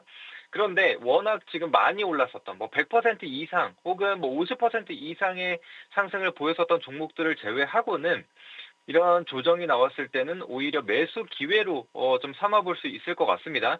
그래서 최근에는 바닥권에서 점차적으로 고점을 좀 돌파하는 종목군들 혹은 박스권에 갇혀 있다가 이 박스권 상단을 좀 돌파하는 종목군들 이런 흐름들이 좀 많이 나타나고 있거든요. 그래서 이런 상단 구간을 지켜주는 한에서 조정을 좀 보여준다라고 한다면은 그런 종목들은 좀 반드시 가져가야 하는 종목이 아닌가라는 생각을 하고 있습니다. 거기에 더해서 지금 항상 국내 증시는 외국인이 이 상승을 좀 주도를 해왔었는데 최근에는 이 외국인이 계속해서 코스피와 코스닥을 담아가고 있는 모습들이 확인이 되고 있기 때문에 이탈 전까지는 계속해서 좀 보시면 좋을 것 같습니다. 자, 그리고 우리가 항상 많이 하는 실수 중에 하나가 추세를 거스르는 겁니다. 그래서 지금처럼 이렇게 상방 추세를 잡고 있는 상황인데 이 정도면 많이 오르지 않았을까? 라고 하면서 계속적으로 조정을 기다리는 분들이 계세요. 그러면은 우리가 항상 기다리는 조정은 오지 않는다. 이런 얘기들을 하죠. 그래서 추세를 거스르는, 그러니까 즉 특히나 지금은 인버스를 투자하시는 분들이 좀 많으실 수가 있는데 이런 것들은 조금 안 하시는 게 좀 좋지 않을까. 오히려 지금은 상방을 좀 쫓아가는 그런 방향을 봐야 되지 않을까라는 생각을 하거든요. 그래서 조정이 나오더라도 단기 조정에 그칠 가능성이 좀 높기 때문에 그런 점들을 좀 기억을 해주시면 좋을 것 같습니다. 네, 조정이 나올 수는 있겠지만 이 조정도 단기적일 뿐 매수의 기회로 삼아봐라라는 말씀 들어보겠습니다. 자, 그럼 첫 번째 토픽 주로 넘어가 보도록 할게요. 반도체부터 짚어보도록 하겠습니다. 후공정단의 PSK 홀딩스 여쭤보고 싶은데요. 지금 반도체 안에서 지금 어떤 종목들을 담으면 좋을까 하는 이러한 이 니즈가 굉장히 올라오고 있습니다. PSK 홀딩스 어떻게 보고 계실까요? 네, 이제 최근에 제가 이 반도체 종목군들을 지속적으로 좀 소개를 해드리고 있고, 그 종목군들이 굉장히 좋은 흐름을 이어가고 있습니다. 그래서, 심택이라는 종목도 어느덧 이제 30%까지 올라왔는데, 그래서 이미 30%를 올랐기 때문에 또 후속주로 PSK 홀딩스라는 종목을 준비를 했습니다. PSK 홀딩스 같은 경우에는 잘 아시겠지만, 이제 반도체 공정 쪽에서도 후공정, 이 패키징 쪽에 해당하는, 그런 전문 기업이라고 좀 보시면 됩니다. 자, 그런데 최근에 이 고난이도 공정이 계속적으로 들어가게 되고, 그러니까 즉 어드밴스드 패키징에 대한 수요가 계속적으로 좀 늘어나고 있습니다. 그래서 TSMC의 코아스 그리고 국내에서는 이 HBM과 관련돼서 이제 두 가지로 좀 나뉘기는 하는데 여튼 이 어드밴스드 패키징에 대한 수요가 계속적으로 좀 유지가 되고 있다. 수요가 늘어나고 있다라고 좀 보시면 될 것 같습니다. 자, 그래서 지금 이 PSK 홀딩스 같은 경우에는 지난해 같은 경우에도 굉장히 좀 좋은 실적을 기록을 했거든요. 그런 것들이 올해까지도 계속적으로 좀 이어질 거라고 좀 보고는 있습니다. 근데 다만 지난해 워낙 많이 좋았었기 때문에 올해 같은 경우에는 좀 엽기저가 좀 나타날 수가 있거든요. 그래서 전년 대비해서는 성장률이 좀 둔화한 것처럼 보이지만 그래도 꾸준한 실적을 좀 유지해주고 있다라는 점이 굉장히 좀 중요하다라고 좀 보시면 될 것 같습니다. 자, 그래서 실적에 대한 부분 잠깐 한번 좀 보여드리도록 할게요. 그래서 실적에 대한 부분을 잠깐 한번 보시게 되면은 지금 지난해 같은 경우에 885억 원이라는 영업이익을 기록을 했습니다. 특히나 이 분기별로 좀 봤을 때 지난해 4분기죠. 4분기에 한 분기의 영업이익이 무려 432억이라는 실적을 기록을 했습니다. 이제 그러다 보니까 1분기에 95억 그리고 2분기에도 177억을 기록할 전망이기 때문에 지난 4분기 대비했을 때는 굉장히 좀 낮아 보인다라는 느낌을 받으실 수가 있을 거예요. 그런데 이때는 워낙에 단기적으로 공급이 좀 쏠렸기 때문에 실적이 좀 반영이 되면서 좀 크게 나왔다라고 좀 보시면 될 것 같고 그래서 올해 같은 경우에도 전년 대비해서는 좀 떨어져 보이지만 전혀 문제없는 실적이다라고 좀 기억을 해주시면 될 것 같습니다. 그래서 매출액 2,200억 그다음에 영업이익 같은 경우에도 833억을 기록할 전망이라고 좀 봐주시면 될 것 같고요. 자, 그래서 추가적으로 차트를 한번 보도록 하겠습니다. 차트를 한번 보시면은 이제 지난해 같은 경우에 처음으로 이 HBM이라는 게 시장에서 크게 좀 부각을 받았던 시기라고 좀 보시면 되는데, 그래서 PSK 홀딩스 같은 경우에도 이 HBM 공정에 좀 들어가게 되는 뭐 디스컴 장비라든지 리플로우 장비를 좀 생산하는 기업입니다. 그렇게 되면서 실적도 굉장히 좀 빠르게 성장을 하게 됐죠. 그래서 85,300원 구간까지 올라가게 됐는데 지금 계속해서 조정을 좀 보여줬습니다. 그래서 앞서 말씀드린 대로 전년 대비해서는 실적이 좀 둔화된 것처럼 보이기 때문에 이런 것들이 주가에 좀 선반영이 되었다라고 좀 판단이 되는 부분이고요. 자, 근데 지금 보시는 바와 같이 매물벽도 상당히 높게 쌓여 있는 가격대, 대략적으로 한 28,000원에서 3만원 구간이라고 좀 볼 수가 있습니다. 근데 이 구간에서 하방 경직을 좀 보여주고 있는 상황이죠. 그리고 또 실적 같은 경우에도 좀 굉장히 좀 무난하게 나오고 있는 상황이기 때문에 크게 걱정할 게 없다. 그러면 주가 레벨업이 나타나는 것은 당연한 구간이라고 좀 생각을 하거든요. 그래서 지금 가격에서도 충분히 접근이 가능하다라고 생각이 됩니다. 그래서 현재가 부근에서 언제든 진입이 가능하시고 그다음에 1차 목표가 같은 경우에는 조금 짧게 잡았습니다. 그래서 4만 원 정도에 지금 121선, 이 장기 이평선이 좀 걸려 있는 자리이기 때문에 그리고 이전 고점도 여러 차례 형성이 됐었던 자리이기 때문에 악성 매물이 한번 나올 수 있다라고 좀 생각을 하거든요. 그래서 1차 목표가 4만 원으로 잡아주시고 만약에 이 구간까지 돌파하게 된다라고 한다면은 5만 원 구간까지는 그냥 넉넉하게 열어두고 좀 보시면 될 것 같습니다. 자, 그리고 하단으로는 이제 3만 원 정도로 잡았습니다. 그래서 앞서 말씀드린 가격대, 이 이제 하방 경직성을 보여주는 게 28,000원에서 3만 원 정도라고 말씀을 드렸죠. 그래서 해당 가격을 손절가로 잡아주시면 되겠습니다.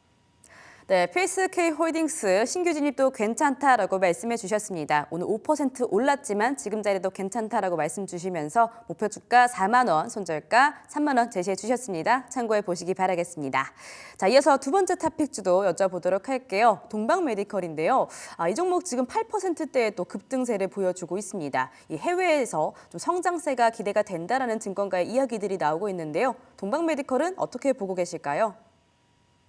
네, 사실 동방메디컬 같은 경우는 이전부터 여러 차례 좀 소개를 해드렸었던 종목 중에 하나인데 최근에 이런 상승 돌파 흐름이 좀 나와서 다시 한번 좀 가지고 오게 됐습니다.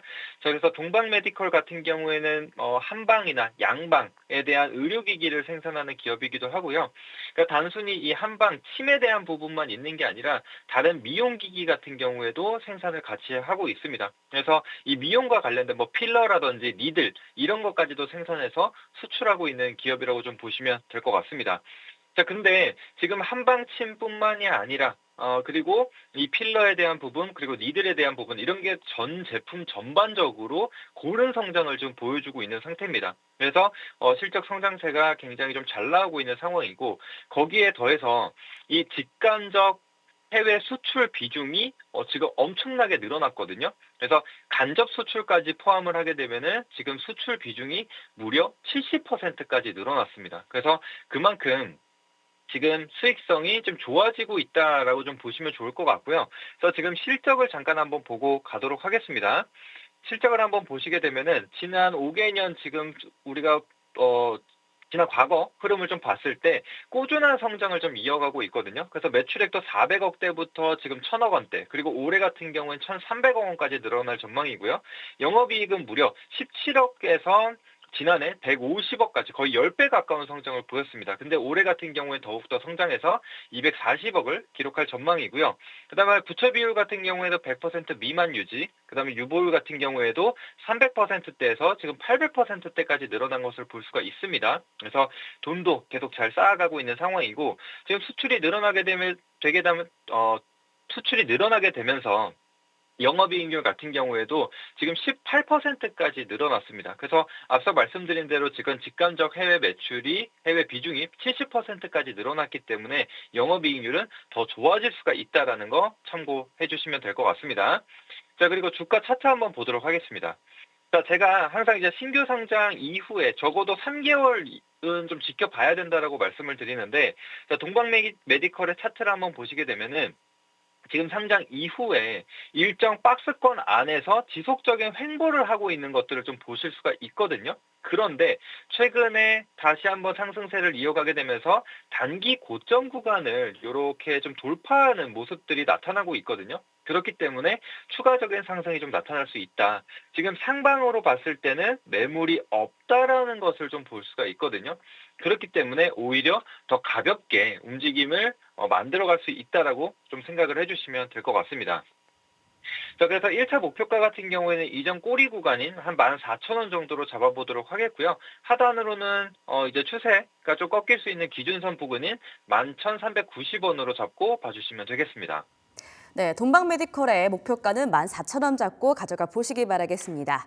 자, 이제 세 번째 토픽주는 조금 빠르게 가보겠습니다. 지금 미국과 유럽의 이 전력 교체 슈퍼사이클에 대한 기대감이 올라가고 있는데요. 그 안에서 일진전기 짚어주셨는데 모멘텀 어떻게 될까요? 네, 일진전기 같은 경우에는 이제 아실 만큼 아실 겁니다. 제가 굉장히 여러 차례 말씀드리고 있기 때문에 충분한 내용은 알고 계실 거라고 생각을 해요. 그래서 글로벌 정력망 수요가 좀 계속적으로 늘어나고 있기 때문에 교체 주기에 맞춰서 지금 매출이 꾸준하게 늘어나고 있다라고 좀 보시면 될 것 같고요. 뭐 유럽이라든지 북미 매출 비중 계속 확대되고 있는 상황입니다. 그래서 수익성도 또 좋아지고 있다. 또 거기에 더해서 추가적인 모멘텀으로 보자면은 최근에 구리 가격 계속적으로 올라가고 있는 상황이고요. 또 그리고 환율 같은 경우에도 이 기존의 수주를 따냈을 때 당시에 환율이 1,300원이 조금 못 미쳤습니다. 근데 지금은 1,350원 이상에서 머물고 있기 때문에 이에 대한 수혜도 좀 볼 수 있다라고 좀 보시면 될 것 같습니다. 그래서 그런 점들 참고하시고 차트 바로 보도록 하겠습니다. 자, 차트 보시면은 지금 최근에 또 단기 고점을 돌파하는 흐름을 좀 보여주고 있는데 여전히 상승 추세 유지되고 있고 1차 목표가 그대로 신고가권인 38,000원으로 잡고 보시면 되겠고요. 손절가로는 28,000원 잡고 보시면 되겠습니다. 네, 일진전기 목표가 38,000원 가져가 보도록 하겠습니다. 지금까지 디지털테스 강호진 마스터님과 함께했습니다. 오늘도 좋은 말씀 감사했습니다. 네, 감사합니다.